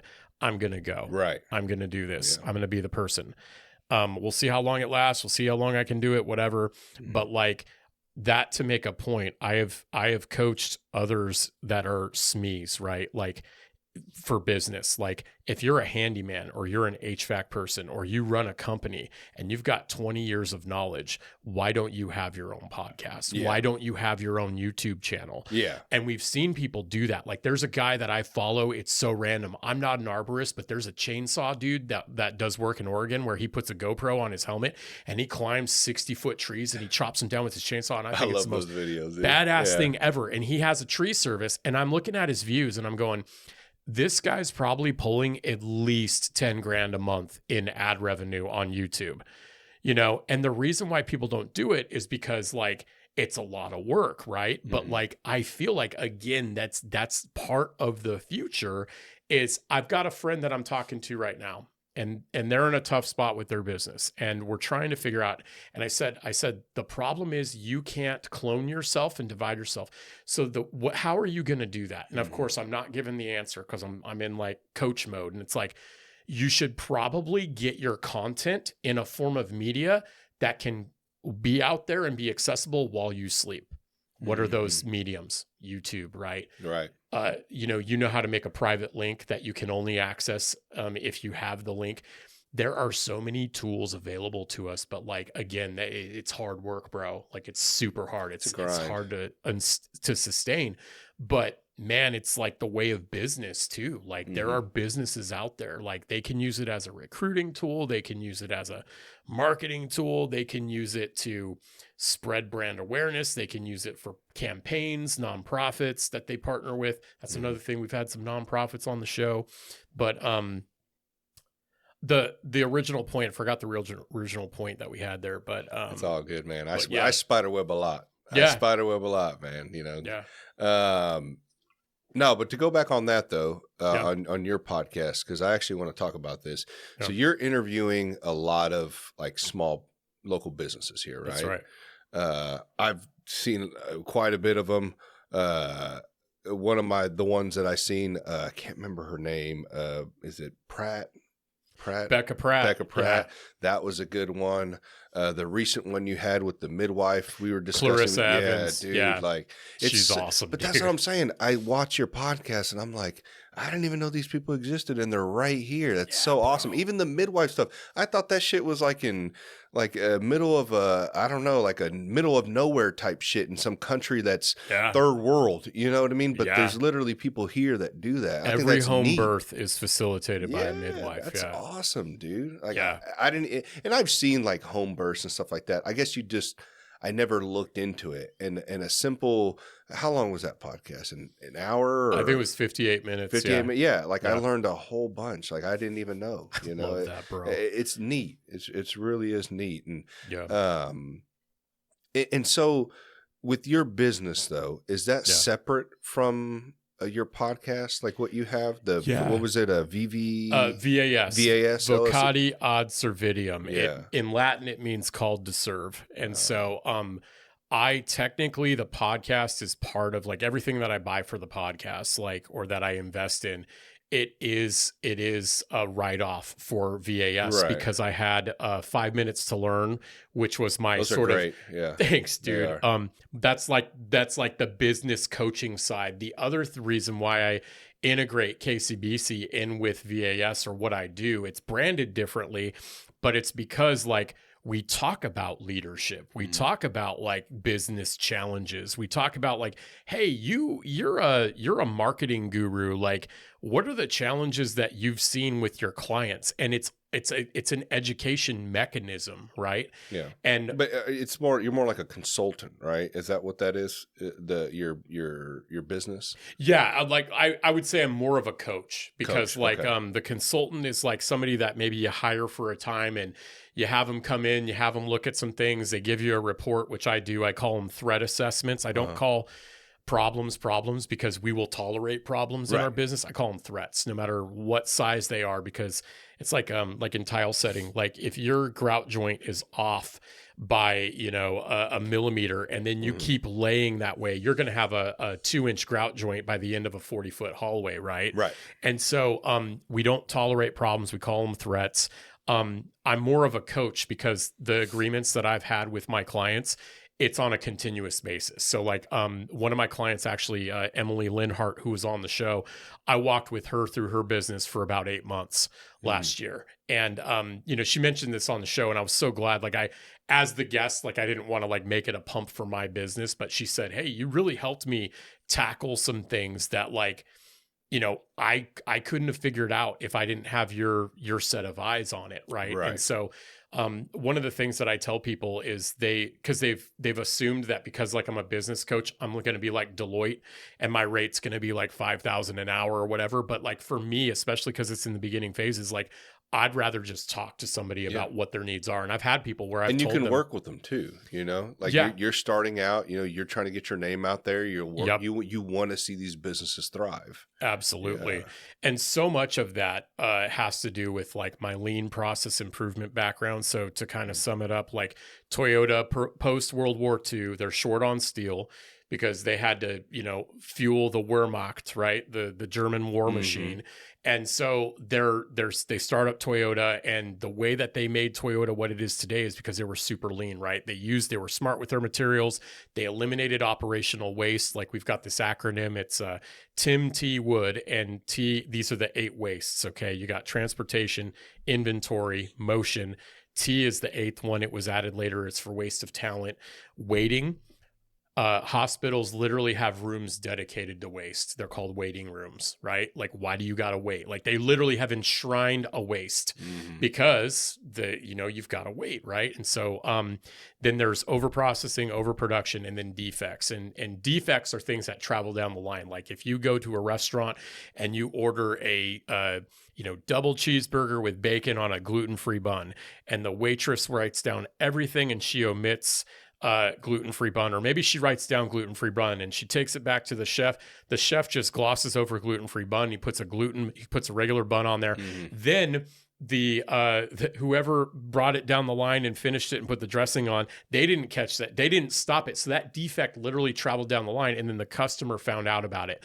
That's the worst possible thing that can happen. And if you think about it, like with Toyota, it was like, they had that problem with the Prius. I think like 10 years ago, there was that Prius in San Diego where like the gas pedal just stayed on and it killed a person or whatever. But like defects can make things go seriously wrong, right? Or you can lose a customer from that. Yeah, lose a customer. And they may tell 5 other people. Yeah. People always tell others about the bad experience. And so often where I'm going with that is like business owners, they've got waste in their business. And they don't know, they can't see it because they basically have made all these workarounds. And I tell people like a bad process will beat a good person every time. And, if we have accepted the fact that we have like 4 systems that don't talk to each other, like we're using a janky Excel spreadsheet for accounting, but then we have like our employee resource program where all the employee data is, and then we have payroll in a separate system. There's opportunity for mistakes there, and so that's what Toyota did a lot of, man, is they just Taiichi Ohno, he was this one of the original like Japanese badasses of Toyota, like Edward Deming, who is the father of like, plan, do, check, act, which is basically the scientific method for business. It's like, I have a hypothesis. Here's what I'm going to do. Here's what I think is going to happen. And then checking on that. And then do I repeat that or do I adapt it? Right. Plan, do, check, act. Like, here's my plan. I'm going to do it. Then I'm going to check on that. And then I'm going to act on those findings. And it's a circle. But Edward Deming found Taiichi Ohno. He used to have employees from Toyota their first day. Actually, I think their first week, he'd have them stand in a circle. His last name was Ohno. It was called the Ohno Circle. And they had to stand there. And obviously, they could take piss breaks and stuff and eat. But like, they had to just keep their mouths shut. Big eyes, big ears, small mouth. They observed what was going on in the factory. And he'd get those people. He'd say, what did you notice? He's like, man, this machine, this conveyor belt drops these parts. These bolts fall down. No one ever picks up the bolts. Okay, well, let's calculate how many bolts are being dropped. Okay, that's how many widgets are we losing? Like, what does that equal? Okay, we're hemorrhaging thousands of dollars in, this part, that part. So often, bro, business owners have that stuff. They've tolerated it because it's a problem or it's inconvenient. They've hired people on. They've told them, just accept that. Just accept that problem. Yeah, this thing takes 15 minutes to load. Just deal with it. Meanwhile, Jimmy's trying to, do his work, but he's bottlenecked for 15 minutes. So then he gets distracted by a customer call. And then next thing you know, it's been an hour because he was waiting on that thing to process. And so often, bro, like business owners have waste that they've tolerated. And so that's kind of like what I do with them. And I say, okay, you help so clean it up. I will help them. I'll guide them. That's the thing, is like, I've realized I can't tell them exactly what to do. Right. And, I've got to say, here's my observation, and I'll try to take the scientific approach, because what I learned too. It's hard telling a business owner their wrongs. Well, it is. And that's the reason, right? Like, I think Caleb even mentioned this, like, when he was talking about people he works with, like, you have to admit that you need help. I've personally seen from business owners, it's very hard to tell them, I know that you're doing a great job running this company. You've brought it up from the ground up. This is your baby, but you've got some things wrong with this. And if you open up your eyes to what I'm telling you can eliminate the the amount of money you're wasting right now. Yep. But what one thing I've noticed, and I'm not saying all business owners are like this, but I have seen a handful.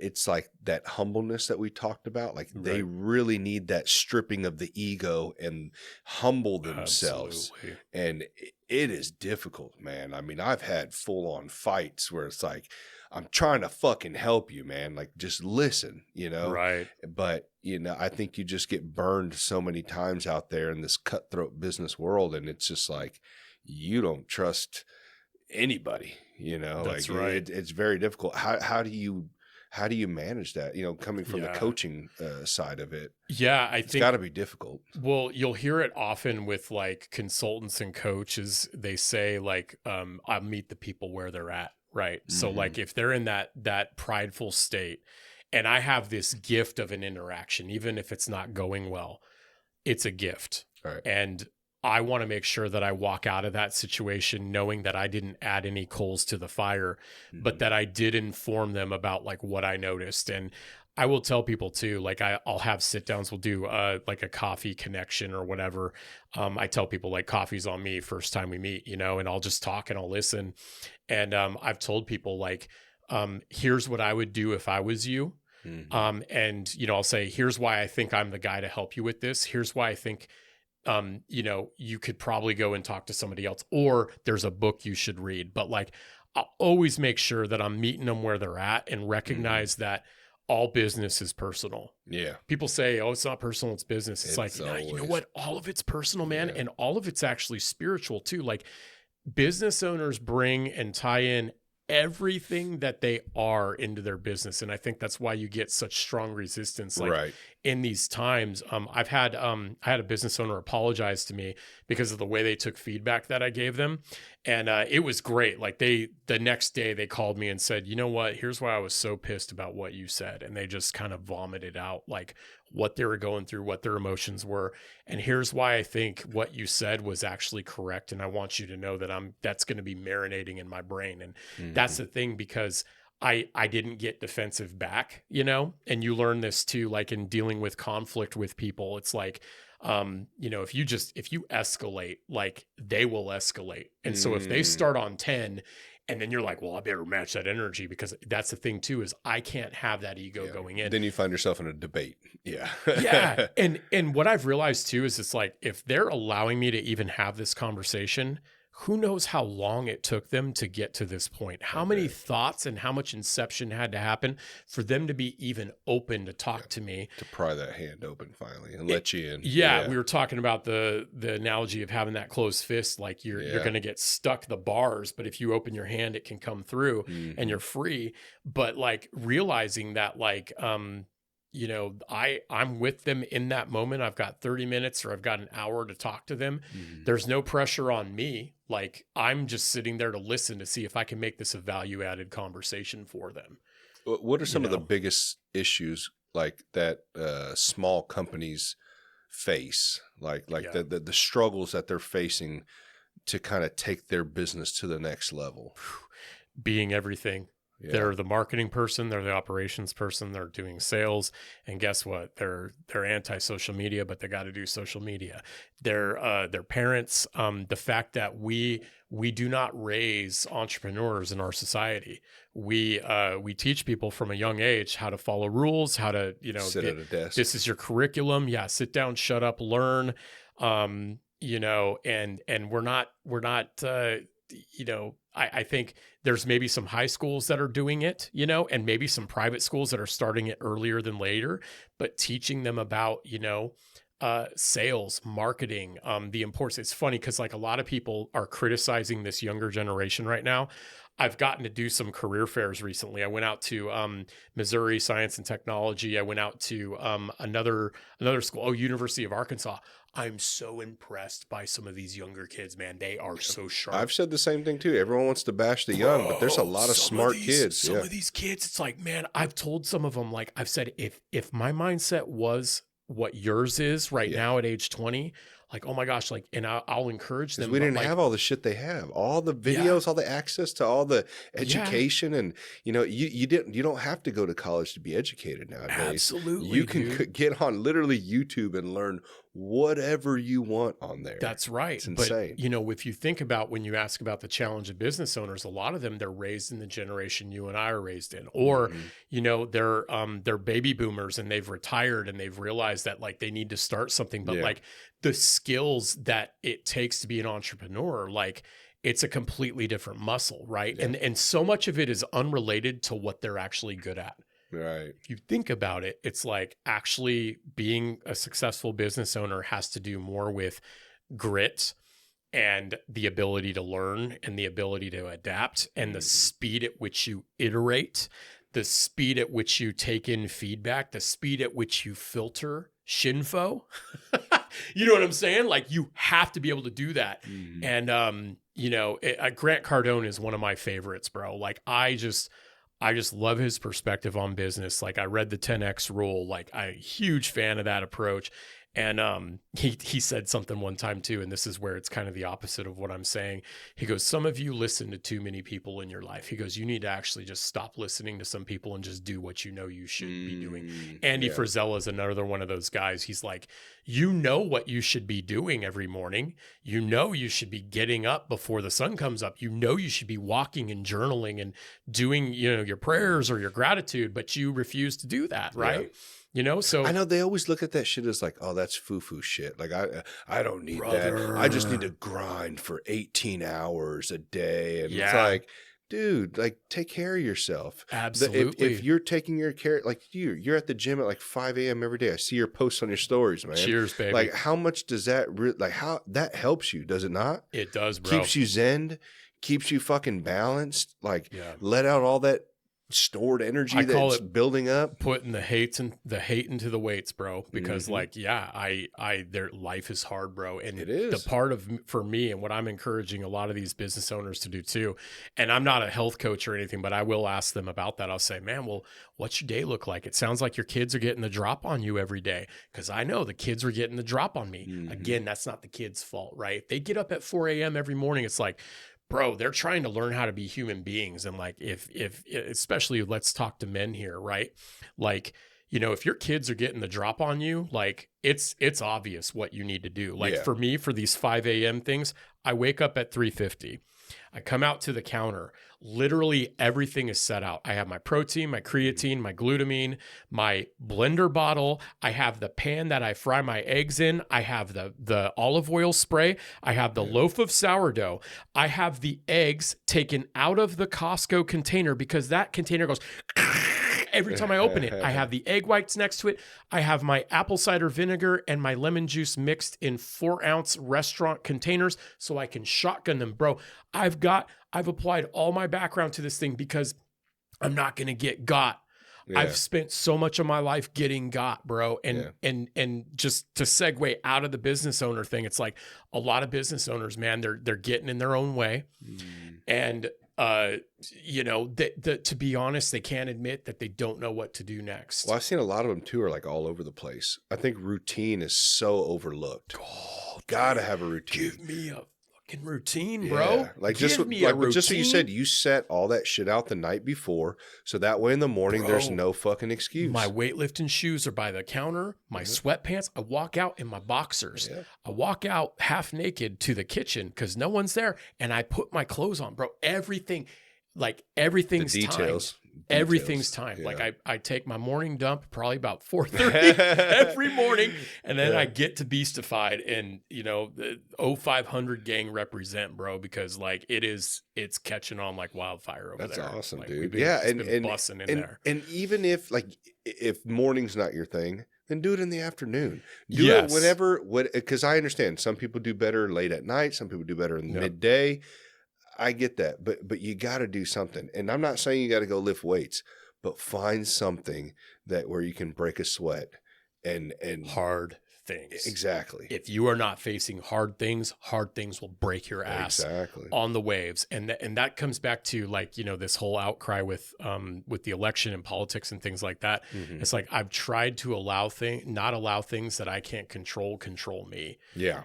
And that's again too, it's like we were having problems, my wife and I, with the kids, right? We were having to make their lunches every day. There's all this stuff we had to do on top of getting out of the house. And I said, babe, man, my 7-year-old, she was like 5 at this time. And I've got my 2-year-old. And I said, it's time for them to pack their own lunches. She's like, are you freaking serious? I said, I think we're going to have to let them start packing their lunches. I go, this is their problem. It's not our problem, right? It's not. And then we made this sheet. It was like my lean brain coming out. It had all these icons, and it had a tooth that was for brushing teeth.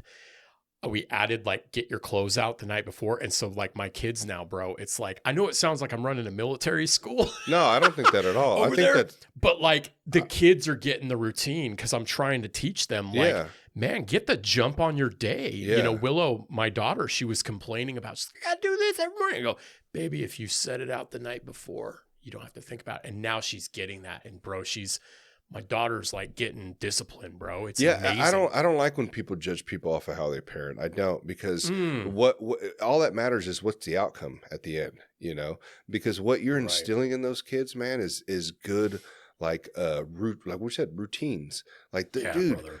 If they have that ingrained with them at a young age, it's beautiful. I mean, they're going to be able, when they get older, it's going to be normal to them. They're going to look at other people like, oh, you don't work out in the morning and have your toothbrush ready and your clothes set out, have and all a coffee maker set to they're instead of them being those people, they're gonna be the people at 6 a.m. that are going 95 down the freeway because they fucking didn't do shit the night before and they were struggling all fucking morning. What do I wear? Oh, I didn't pack a lunch. Oh, I didn't do that, and now you're fucking 30 minutes late to work. You know what I mean? And so much of this too has to do, it's funny because like I didn't know if I was going to have boys or girls. Like I think I told you about my wife and I's infertility journey and like losing some babies along the way. Like the fact that I'm a girl dad, like I am teaching my daughters how to swing a sword and how to dance, bro. Yeah. Like, you know what I'm saying? Like, and so like, I know that whatever we do, if we get these next few years right with them, when they go and they start looking for, a man or whatever, that dude's the bar is going to be so high because they're going to be like, man, my daddy opened the door for me. My daddy, taught me how to set up my day the night before. My daddy taught me what discipline is. It's like my kids now, they know, they're like, man, homework is the first thing we do, no matter how tired we are, it sucks, but like, we got to do it. And we got to, how you do one thing, how you do everything kind of thing, which I think in a certain context is important. But, the routine, it's funny, like all the ills in life, like in personal life, they come when we lose the routine, bro. Yeah. And I know you have shared that, you've shared that extensively on this podcast. And I love that, bro. Yeah. And I'm not perfect at it. I'm not perfect at it at all. I fall off, I hop back on just like everybody else, but don't give up, man. I'm not going to sit here and say that I have everything figured out. I don't, but I'm kind of like that guy that owns a business that you said. It's like you know what you need to do. Just do it. You know what you need to do. You stop listening to everybody else. You know what you need to do. And that's what I tell myself. It's like when I start to taper off, it's like, all right, Gabriel, you know what works. Stop trying to look at everything else. Like, oh no, I don't have to do it because no, you know what works. Let's do it. It sucks. It's a grind, and it gets repetitive and it gets boring, but it works. And the younger you can instill that in your kids, man, like, I'm not going to say I'm a saint at doing it with my kids. Like, there's things I could probably get better on, but do the best you can, Yeah. There's this idea of, it came from a book I read a long time ago, and I often will purposefully not quote the author because then people get distracted with who wrote it. Right. In this case, I can't remember who wrote it, but it's better to act your way into a new way of thinking than to think your way into a new way of acting. So if you try to think your way into a new way of acting, you will pontificate. You will, like, I'm a Procrastinate, cerebral dude, right? So like I will think it over and I will play it all out. I'll play 4D chess with myself and all this. But like if I just set the damn alarm and then I get the iPhone on the other side of the room on the loudest ringer, I'm going to be a ninja getting out of bed because, man, those things are going to come off. They're going to assault me with that sound. And it's like, once I'm up, I'm like, okay, now if I go back to bed, like now I'm guilty. Like, and now I know I'm going to feel like crap. And I had to feel like crap for 600 something days. I agree with that. That's what I had to do too. Like I had to feel that feeling of like that. Like a loser, bro. Yeah. Like exactly. just a loser walking around going, man, I've Yeah. become what I despise. I don't know. Like I try to tell toxic myself, shame, but like you said, weaponize it. like you don't think too much about it. Just like you said, don't think too much about it. Just do it. And I try to tell myself, like, do you think about brushing your teeth? No, you just do it, right? You just so treat everything else like that. Like, yeah, you don't want to go to jiu-jitsu. Don't think about it. Act like you're brushing your teeth. You don't want to go to the gym. Don't think about it. Act like you're brushing your teeth. You don't want to go to work. Don't think about it. Act like you're brushing your teeth. Like, I know it sounds stupid, but like you got to get out of that mind frame of like, oh, well, do I really have to today? Like, oh, well, I could take a day off. And, you know, some days it's good to take a day off and listen to your body and, you know, how you feel. But majority of the time, you're just making an excuse, you know. And then it's going to snowball into, damn, it's been 3 weeks since I've, you know, been back on my routine. Absolutely. And then you got to get that car started up again. And it's difficult, man. You know, I think you've went through that before. Like you were mentioning, there was an unhealthy time that you faced and yeah, dude. And that's something that I've been a lot more vocal about. Like I noticed too, I got the nod from you on that reel I launched last weekend with the pictures of me being almost 300 pounds and pre-diabetic and all that stuff. And, you know, one thing I will say too, before I get into that part of the journey, like, the cool thing about doing this, like getting these disciplines, is then you start to graduate to the harder things, right? And everybody loves quoting Mike Tyson with everybody has a game plan until they get punched in the face. My favorite quote is what he said on Joe Rogan. It was the episode when Joe said, this is the reason why he has the longer table is because of Mike's demeanor. But he said, you got to have discipline because without discipline, you ain't shit. He goes, you have to do the things that you hate like you love them. And that's the level that hopefully everyone will get to if they can establish that baseline. Then it's like you start doing the things like jujitsu. It's like, man, I'm going to go in there. I'm going to get my ass thrown around. Like I'm going to get manhandled by people. And like, you know what? I know it's going to make me feel better, you know? But because I love jiu-jitsu, but I'm not going to sit here in line and say, I don't want to go there sometimes. It's not the gentle art. It's definitely not the gentle art. It's not the gentle art, bro. It's not. And I guess it can be. You can be the guy that sits on the side of the wall, you know, up against the wall. But you know, those guys, they don't make it very long. So. Exactly. And so with my journey, I mean, I was, you know, I was morbidly obese. That's what my chart said. I was pre-diabetic. My A1C was 6.4. Doctor said, he goes, Michael, I could declare you diabetic right now. He goes, but I got this feeling that I think you can come back from it. And then I was on blood pressure medication that actually later on I found out at a fire. I was at a fireside with my church and I heard a guy that was on it and he was dealing with like liver cancer or something. And like he was in this like class action lawsuit. And so I had all these rocking moments that hit me where I was like, I looked at my chart and I saw morbid obesity. Like I can't stand that. Right. And so what I started doing was I realized like, again, do my beliefs align with my actions? And if I believe that the body is a temple, how am I treating my temple? You know what I mean? Yeah. And so like, you know, in a nutshell, like I stopped driving to McDonald's on the way to work. I quit drinking alcohol, 7 years. I'm going on 8 years, stone cold sober on that. You know, that's the thing. It's like and those are routines. Dude, for sure. Just negative routines. Literally, McDonald's is a game trail. Like you're a hunter, right? Like you know where the animals travel, and that's how you know where to hunt them. Well, my game trail was a beeline to McDonald's every morning. I was like, if I can, I see it all the time at 5:30 in the morning. Yeah, if I can stop doing that, you know, the stuff that has roof tar ingredients in it. If I can stop doing that, then what else can I do? And then so it's just like I was a hitman on all the bad habits in my life, and it was like, okay, I stopped drinking, and I got to this point where I heard you know, John Joseph, who was the old singer of Cro-Mags, he's done like 5 Ironmen as a vegan. He talked about plant-based diet, and I was like, I've never tried this, and I'll give it a shot. I did it for 2 years and lost 45 pounds of fat. That's when I got back down to like 165, and I was like probably 12% body fat, best shape I've ever been in my life. It was before the pandemic.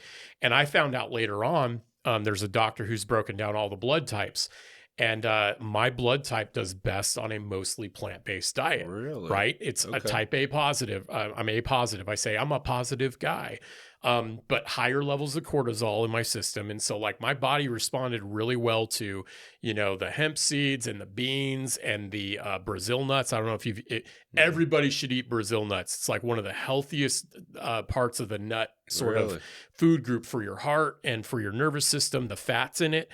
And man, I thrived on that, dude. And then COVID hit. I gained 40 more pounds. Right now, I'm 57 days on this meal plan with Sid over at Beastified, and I'm doing chicken tenderloin and rice and broccoli and ground beef. Too, the vegan diet also is a kind of an elimination diet if you think about it, because you're just going to greens, so you're getting rid of all those carbs and all that shit food, and you're just going straight salads and all that shit, There's things you got to supplement too, and that was what I did. Like I supplemented B12 and like there was things like I did the research for like 3 months because I was like, the last thing I want to do is be one of these like unhealthy vegan people that I've known, falling asleep and shit. Yeah. And it was. How do you feel now from going to from that diet to the diet you're on now? Right now, man, I mean, it's good. What I picked up from being whole food plant-based is that it's just so much better to eat the actual whole food. I think that's generally, so like an apple, like the peel, there's stuff in the peel, right? Yeah. Blueberries, whole blueberries, right? And the thing I learned, and this is a line I hold, bro, but it's like, if you look at some of the animals in the animal kingdom, some of the strongest, fiercest animals, gorilla, elephant, and hippopotamus, they don't eat any meat. Plant-based diet, The lion has a colon that's like that long. It's like 12 to 14 inches, because what happens is it eats raw meat, it has to digest the protein, and then it gets out. That's our theory anyway, right? Right. We have intestines that stretch here to your neighbor's living room, okay? What happens with a lot of people who eat meat is they don't get enough fiber.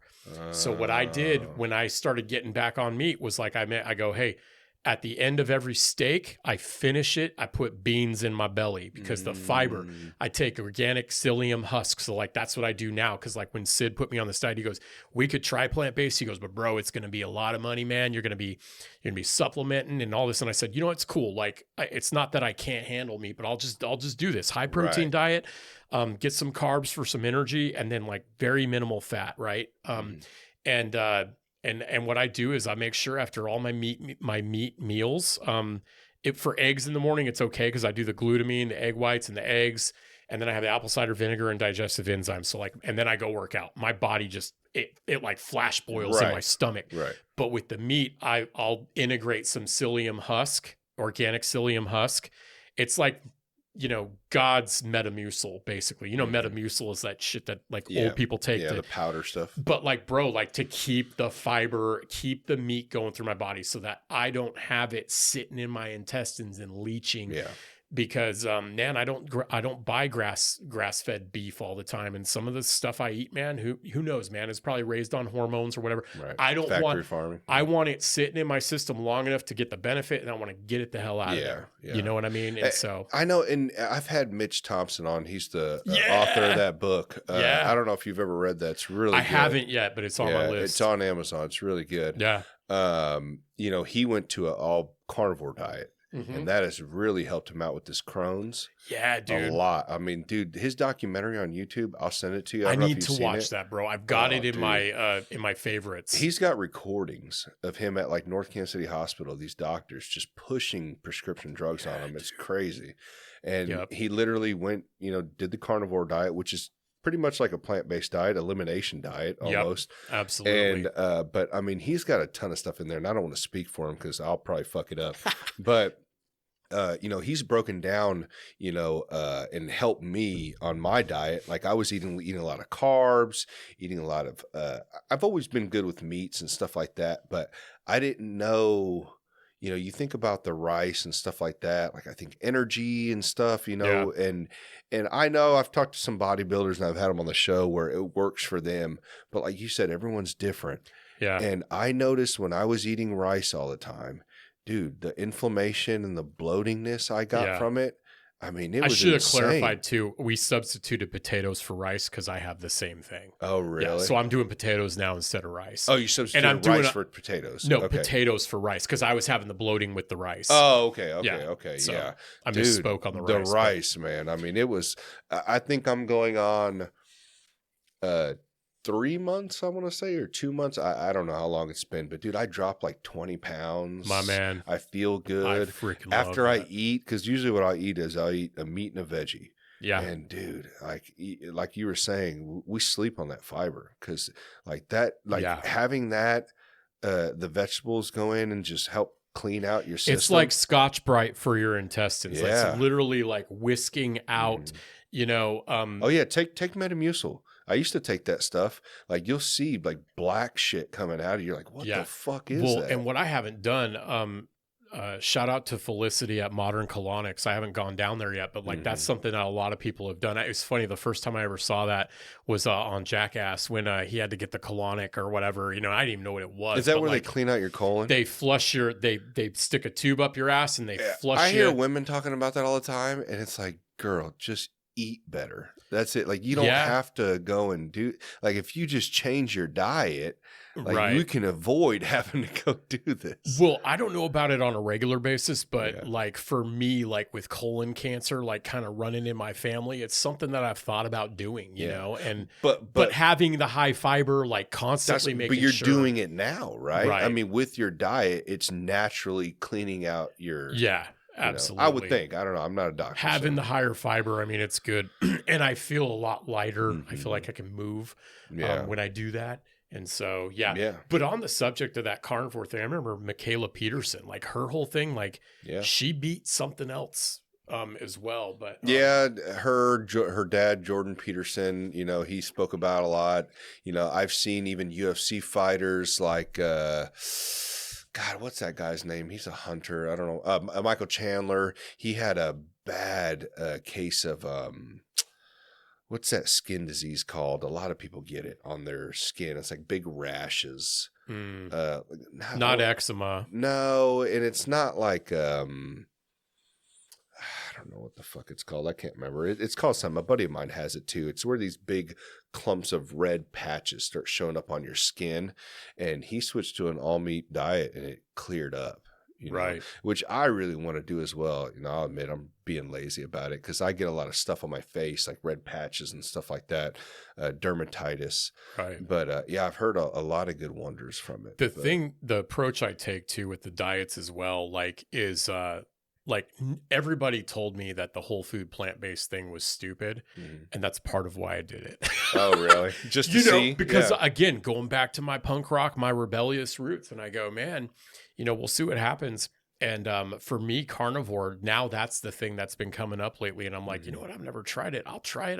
I'm a living science experiment, man. Like I will figure out. See what works for you. And see what works, And so paleo is one, keto is one that just felt like it was just too much for me, man. Like to calculate all those things, like I understand the principle of ketosis and I've seen people have good results. But again, I don't want it to be like I'm walking into a laboratory every time. Like even this thing I'm on now, like I know that once I get my body to the right level of fitness and I get my basal metabolic rate back up, like I'm probably going to be able to eat more of the things that, I enjoy. Start introducing it back in. But not introducing more of the processed stuff. Right. Like that's the thing, like I've broken up with processed foods like as much as I possibly can. Mitch made it pretty easy for me. And, one thing that stuck with me is the 80-20 rule. It's like, try to eat 80% clean and you can have some 20% bad. Right. But shoot for that higher percentage. Like,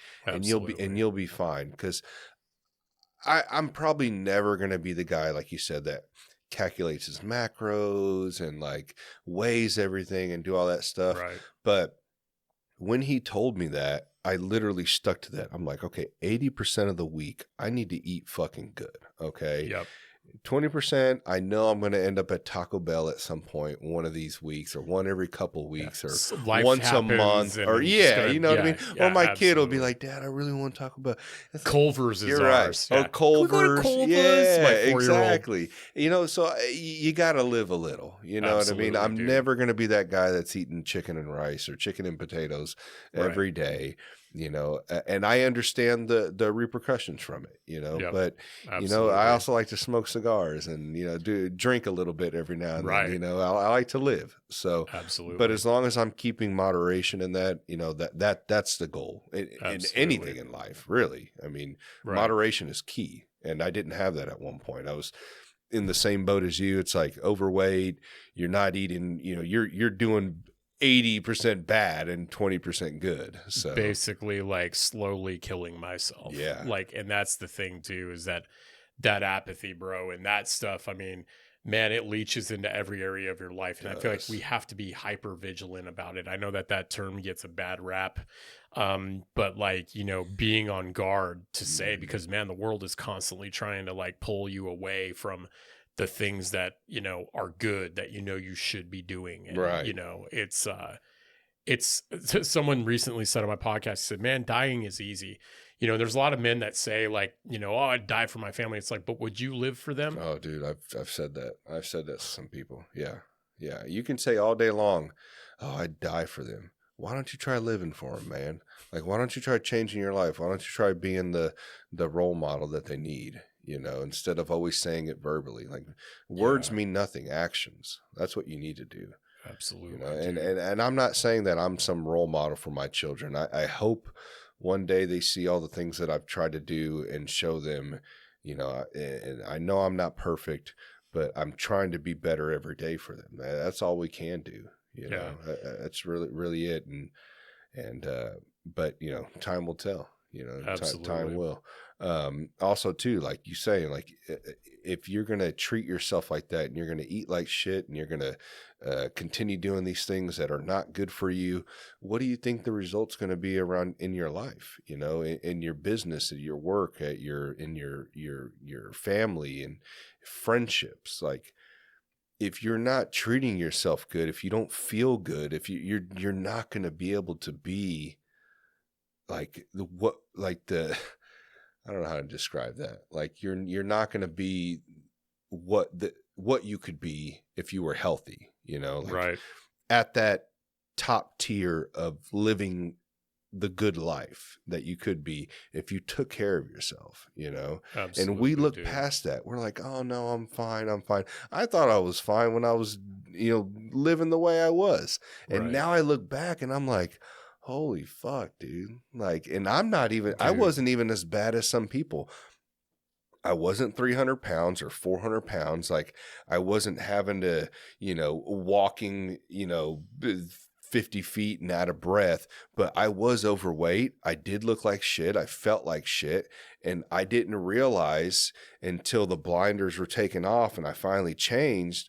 Holy shit, dude. How was I living like that? Yeah. Because you just get stuck in that routine, that negative routine, and you don't see it.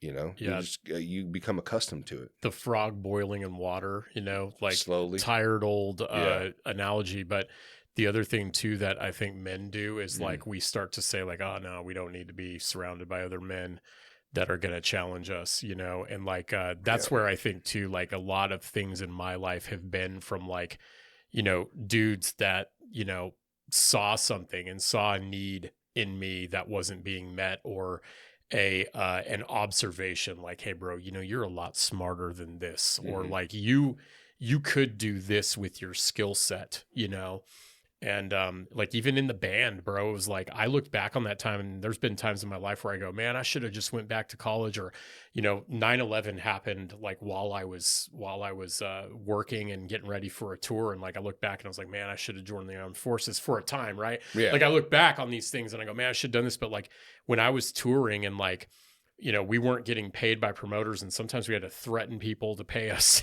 like just things like that. Like I was building all of my life skills, and being challenged. Like the thing about that time in my life was like, I was being challenged by situations. I was doing hard things.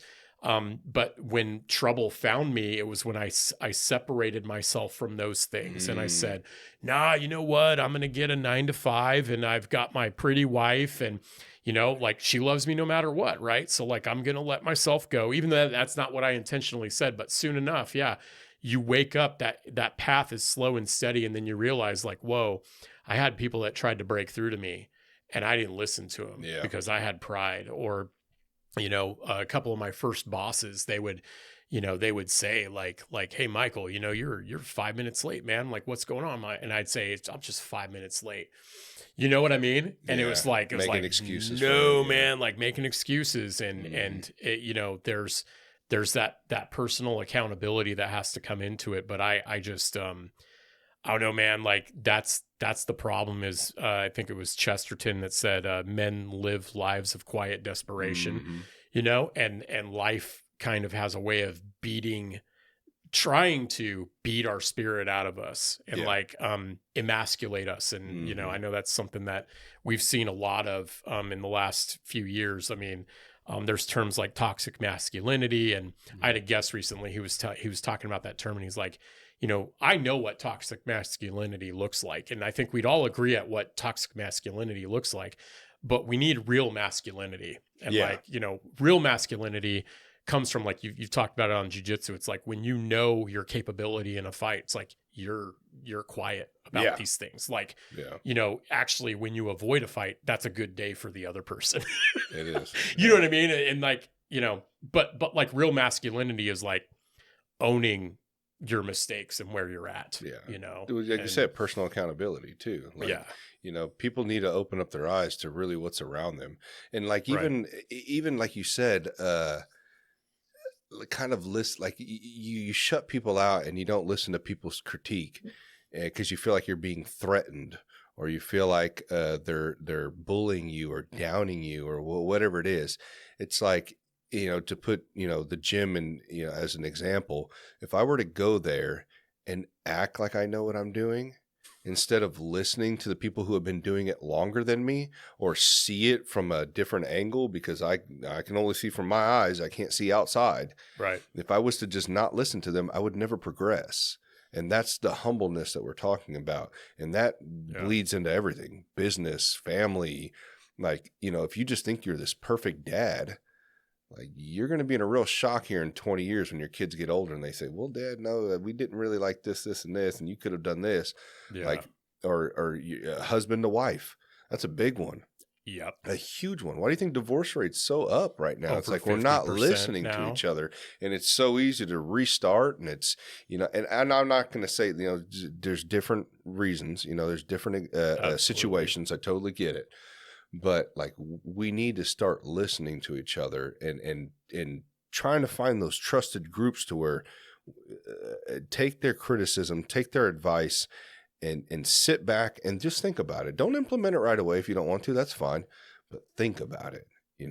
Let that sit, let that marinate, and you will probably see like, oh yeah, I probably should, change this, and this. But Yeah. Why do you think dudes lash out at the people closest to them? yeah. You know what I'm saying? Like, the feedback that we get, like you just highlighted the importance of listening, right? And if somebody that loves you is telling you something that you need to improve, right? Like this happens like every week in my house. My wife, man, her and I, we've been together we've been together for like 24 years. We're about to celebrate 20 years That's next awesome. week. Congratulations. And yeah, I appreciate that, man. Yeah. And, she has been there. She is my ride or die, the definition to the T, man. But like, we talk about, ways that we respond to things with the kids, way that we respond to each other, things we're working on in our marriage, and what I have thought about is I wonder why, man, because I've seen dudes do this, and I've seen it happen to friends too. Like we were talking about the business owners you've tried to help or try to speak into, and they get super defensive. It's like, why do you think like we lose our shit on the people closest to us? That's what I don't get. That's the nut I've tried to crack. Ego. Purely. That's the only thing I can think of. Like, it's you feel threatened. you know, and you Right. you don't like Insecure, that. Yeah, maybe. insecure. That's another one. Insecure. Yeah, Insecurity has been a one that has that's a come big up one. lately too. It's Yeah, like I'm pushing back because yeah, you just exposed a vulnerability, and yeah. I'm You not feel supposed to be a attacked. vulnerable. Yeah, I don't know why that. You know what? You're right. I don't know why. You know, because it's not even just business owners. It's I think everybody can felt like that at some point, or currently is still feeling like that. Yeah. I think it's just weird to be told something that will humble the shit out of you. You know what I mean? I've been there, man. You know, like I've had my kids tell me stuff the way they don't like I'm being. I've had my wife. I've had, you know, parents or brothers or friends, like, and Yeah. I have been the same way. It has made me more mad. And it's like, but that, you know, that doesn't get you anywhere. It didn't get me anywhere. It No. made people leave. It made people not want to be around me.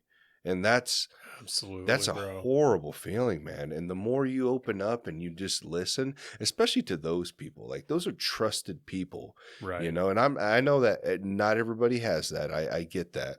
But like, if you do, like really take that in, man, because they're trying to tell you like how you're being or what things you need to change because you don't see them. Absolutely, Yeah. dude. And I'm sure you see that all the time, man, like especially in your line of work, you know, it's about and it's a delicate balance, a dance you have to do. And Absolutely. you know, I've done that with podcast guests too.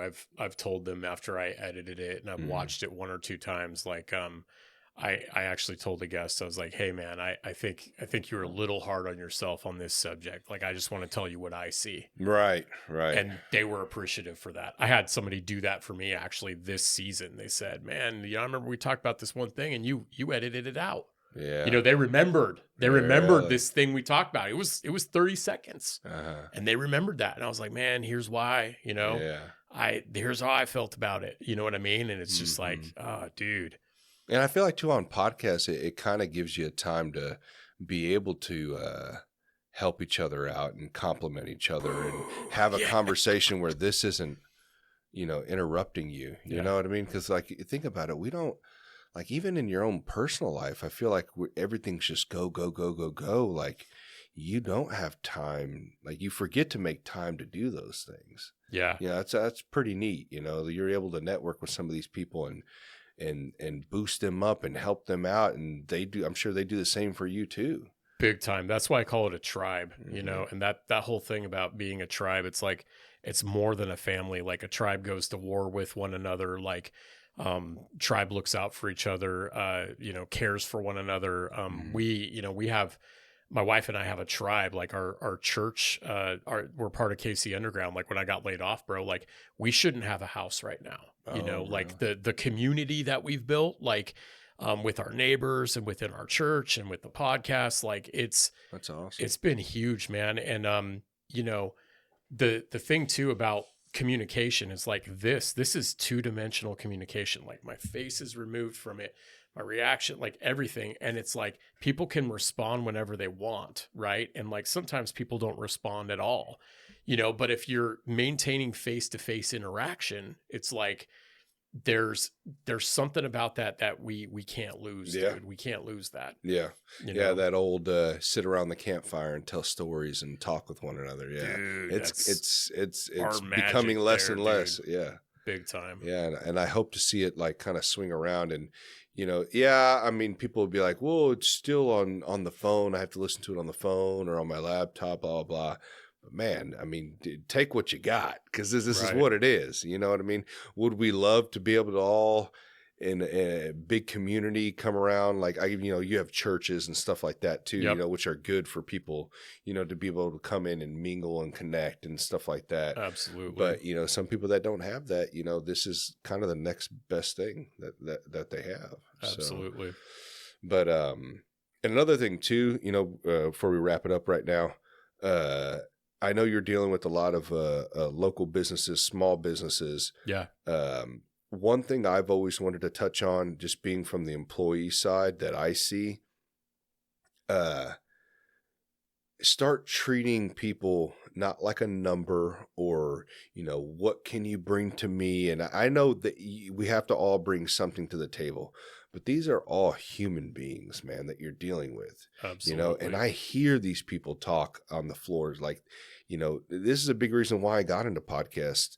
Because a lot of people will come to me at work and they'll talk to me, and I like to listen to them, because it's a story.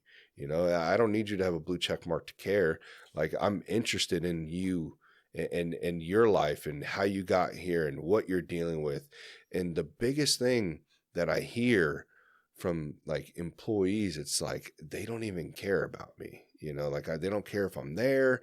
They don't care if how I feel on certain things, or I don't feel recognized for what I bring, like how I help this company profit. Like they slap a pizza party to me and they go, "Hey, good job." It's like, I don't want that. I'd like a bonus at the end of the year, which is almost becoming non-existent from what I've seen.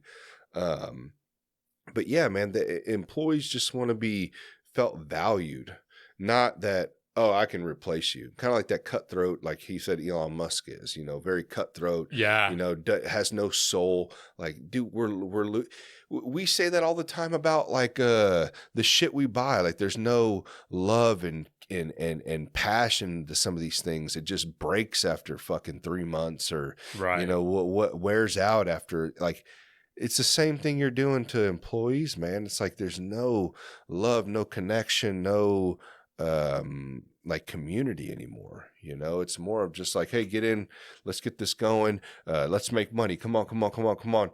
You get out of here. Right. It's weird, man. And I don't know.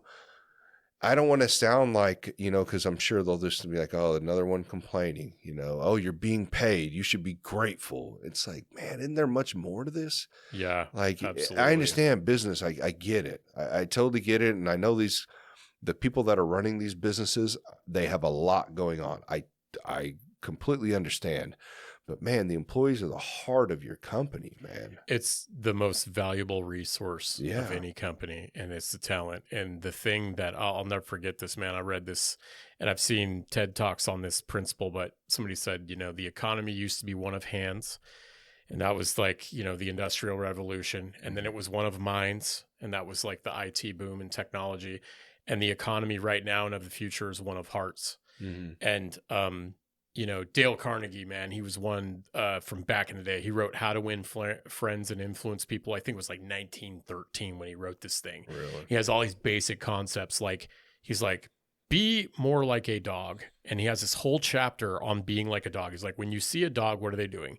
Their eyes are focused on you. Their tail is wagging.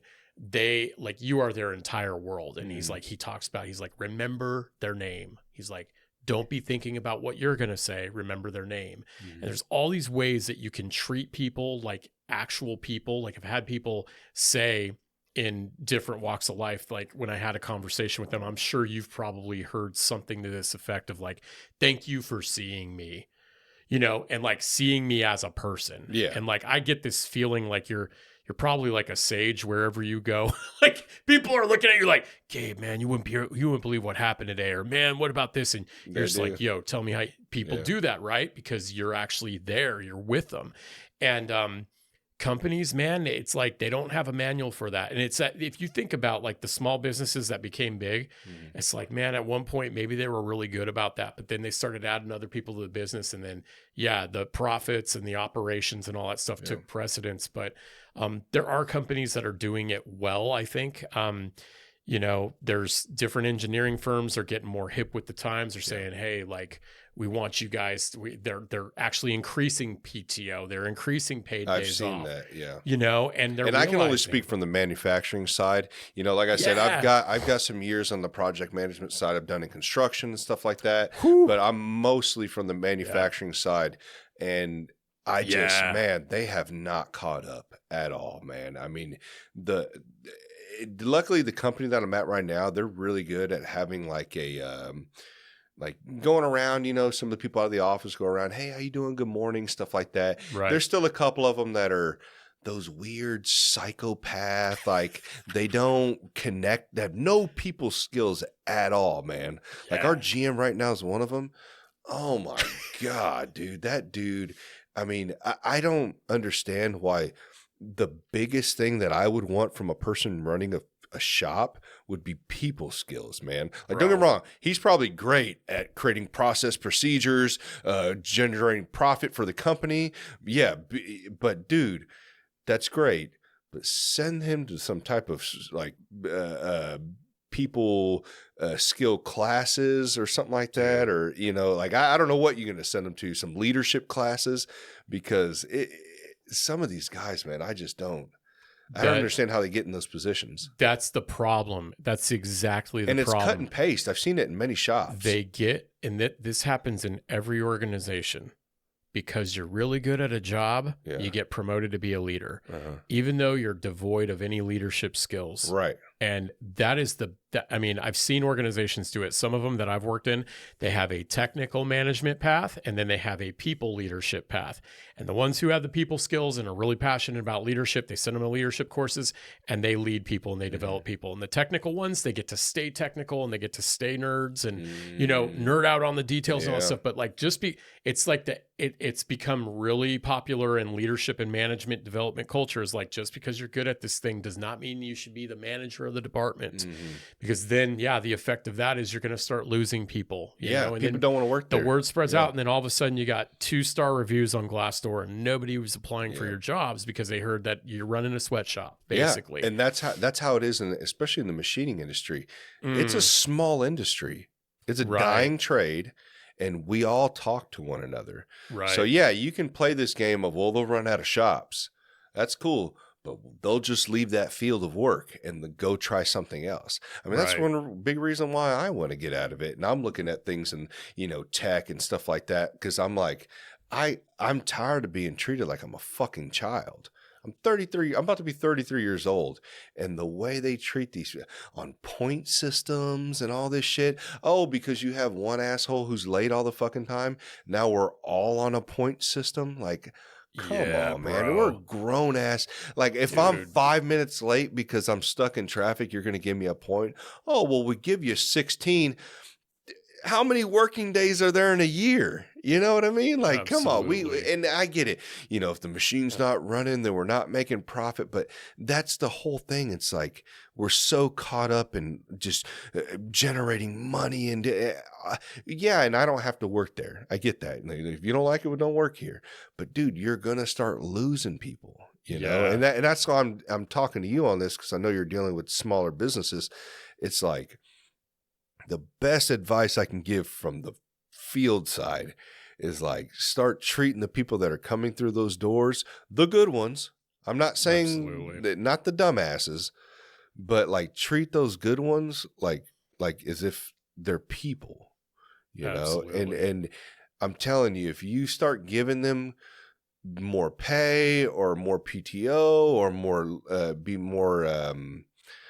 I don't know, perks to the job, they're not going to abuse it, because that's the big thing. They're like, oh, well, they're just going to abuse it. They don't. If you give them more, they're going to work less. It's like, come on, man. This is all based on not trusting the people that they hire, you know? And, one of the things that in the lean methodology too, and this is what Toyota did so well, was like, they actually taught people how to be problem solvers, and then they gave them the trust, because actually the field person is the most qualified person to speak on what the real problems in the shop are.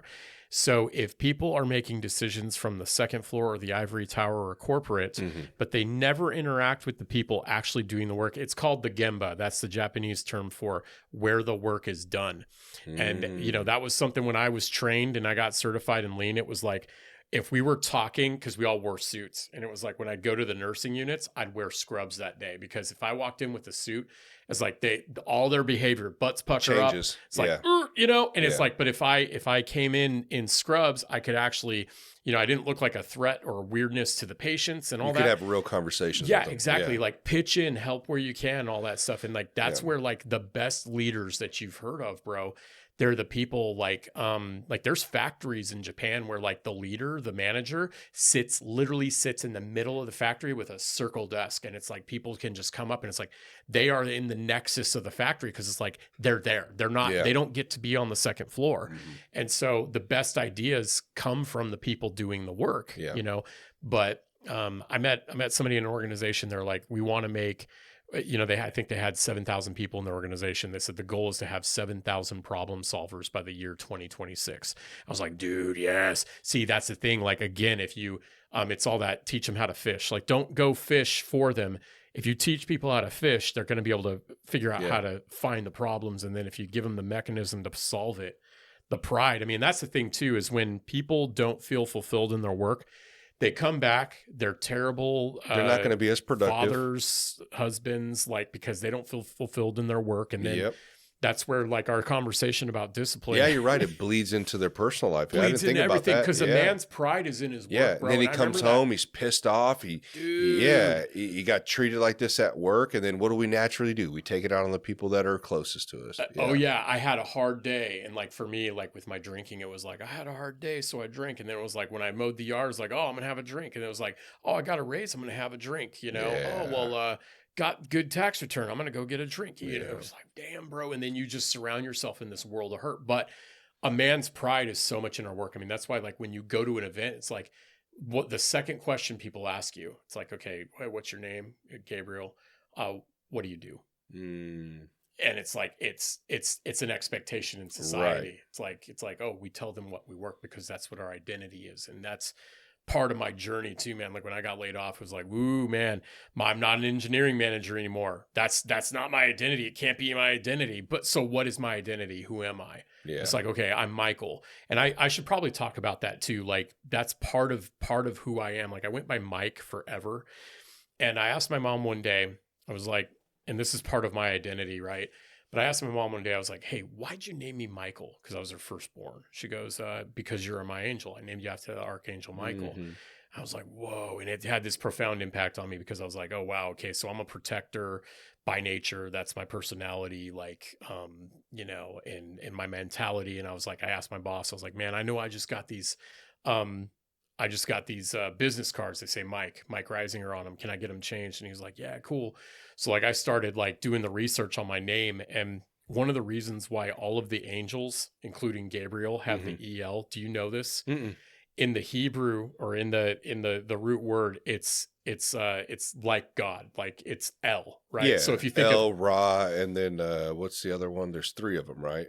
There's El, Ra, and I can't remember what it is. Well, Elohim is Yahweh, like God, God the Father, right? And then, like, if you look at the angels, it's like Michael, Gabriel, Raguel, like Book of Enoch goes through this whole thing. And it was like, okay, wow. So I was named after the Archangel Michael, which, you read scripture, it's like, he's like the one who in the end times, like, defeats the serpent and all this stuff. And it's like considered right hand of God, right? Or usually at the right hand of God. Very interesting too, because I was looking up your name. Gabriel is usually associated with the left hand of God. Oh, is it really? I was like, what? That's crazy, right? And I just kind of grew into that, man. And I was like, it's almost like, when I've read about Abram getting his new name, Abraham, like, it was almost like I got my new name, man. And I was like, okay, cool. I'm Michael now, and now it's funny, because, like, I'm the only Michael amongst a sea of Mikes in some circles. And, like, I correct people.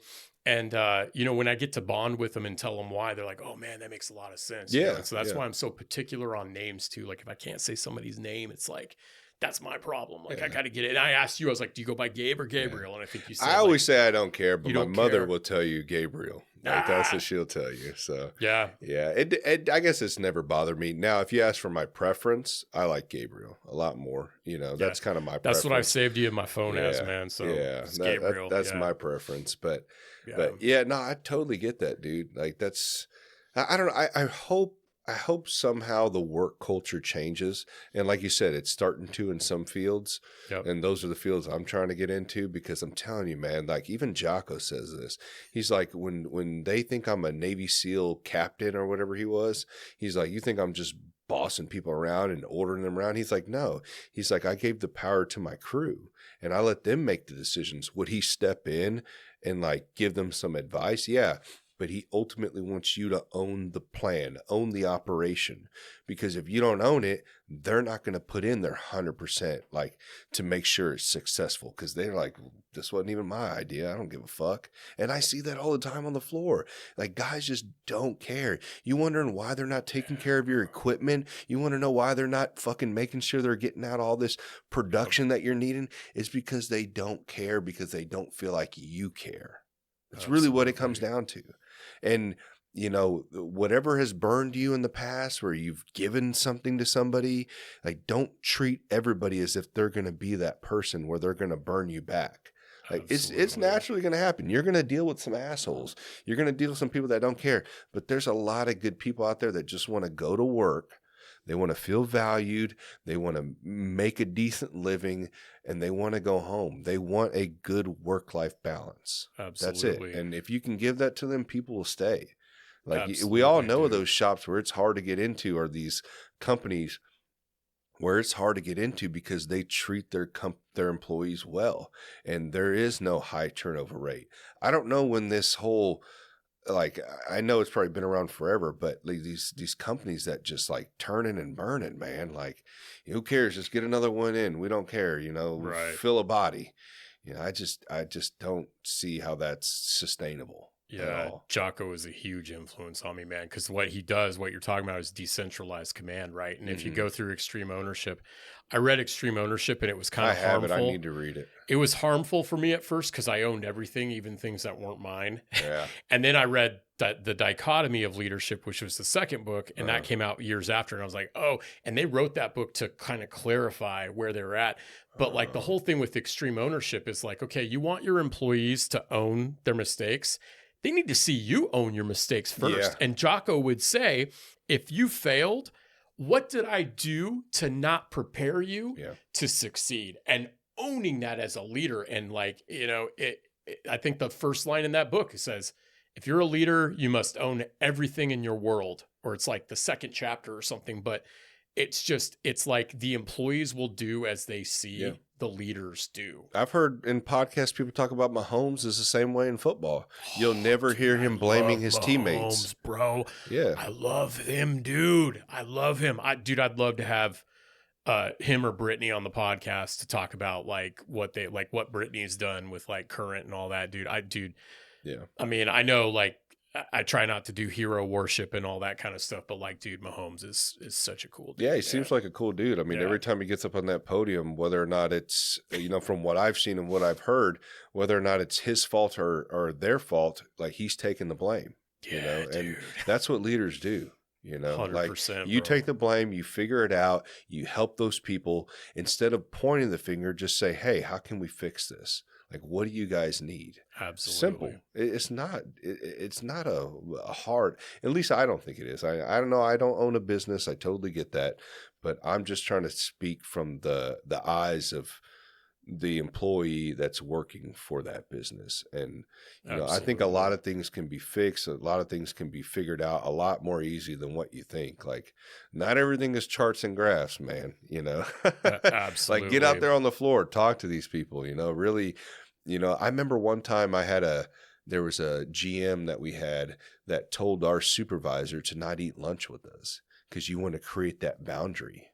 Like, you don't want to, and I try to put myself in their shoes and understand what they're saying. Don't fraternize. Right. And don't get too close because then you can be manipulated or kind of, persuaded into doing things for people, or too lax on being, you know, kind of holding that, you know, that iron fist, I guess you want to say, or, you know, implementing the rules that need to be implemented. But like, I don't think that way, man. Like, I think if you have a strong leader in there that's confident and knows what needs to be done and is able to not be an asshole about it, you don't have to be an asshole. You don't have to talk to grown men or grown women like they're kids. Absolutely. Like, just put the point across. Hey guys, we're here to do this. You guys know what you need to do. Let's get it done. Okay. You can't get it done. Well, what can I do to help you to get that done? You know, not bashing people and, you know, just belittling them. Like, it's nowhere. They're going to shut down. Absolutely, they're not going to want to do anything for you. They're going to hop on Indeed right when you leave and try to find the next best place. Absolutely, man. Yeah. So, but Michael, I appreciate you Yeah, dude. being on, man. It's been great. Shit, there was a whole ton I wanted to go over as well, but I'll definitely have to have you back on, man. I'd love to, man. I'd So love to, it's been a dude. great conversation. Is there anything that you want to throw out that you got coming up, or? Yeah. So with KCBC, we've got, I guess, yeah, this airs next week. That'll be the season finale for season 3, and then we're gonna start back up in January or February. Awesome. Definitely follow on KCBC 913 on Instagram. We're also on LinkedIn. We're on Facebook. We got the YouTube channel, Spotify, and Apple. Those are the 6 sort of mechanisms way to follow us.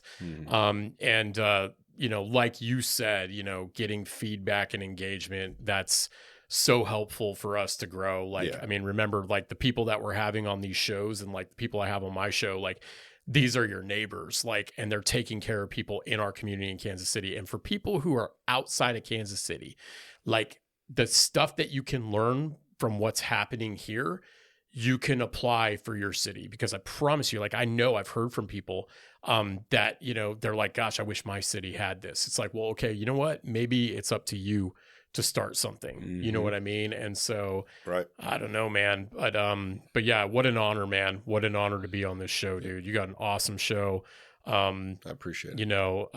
I just believe in what you're doing, dude. And, I think, yeah, that's No, I appreciate it. Lost for words, bro. But like, I bought a T-shirt. Like, yeah, thank you. I'm repping TBAP, bro. Like, this is an amazing. It's a movement, bro. The range of the conversations that are happening here, it's nothing short of incredible, dude. I appreciate it, man. Yeah, and also one thing I want to say, the feedback you've given me, man. Like, I don't get that much from a lot of people. There's a handful of people that have really done that, and I really appreciate that. I really do, because I feel like we discussed earlier, if we can connect with each other like that and communicate and help one another out, we're all going to grow, man. Because like I've told you, be raw with the advice that you give me.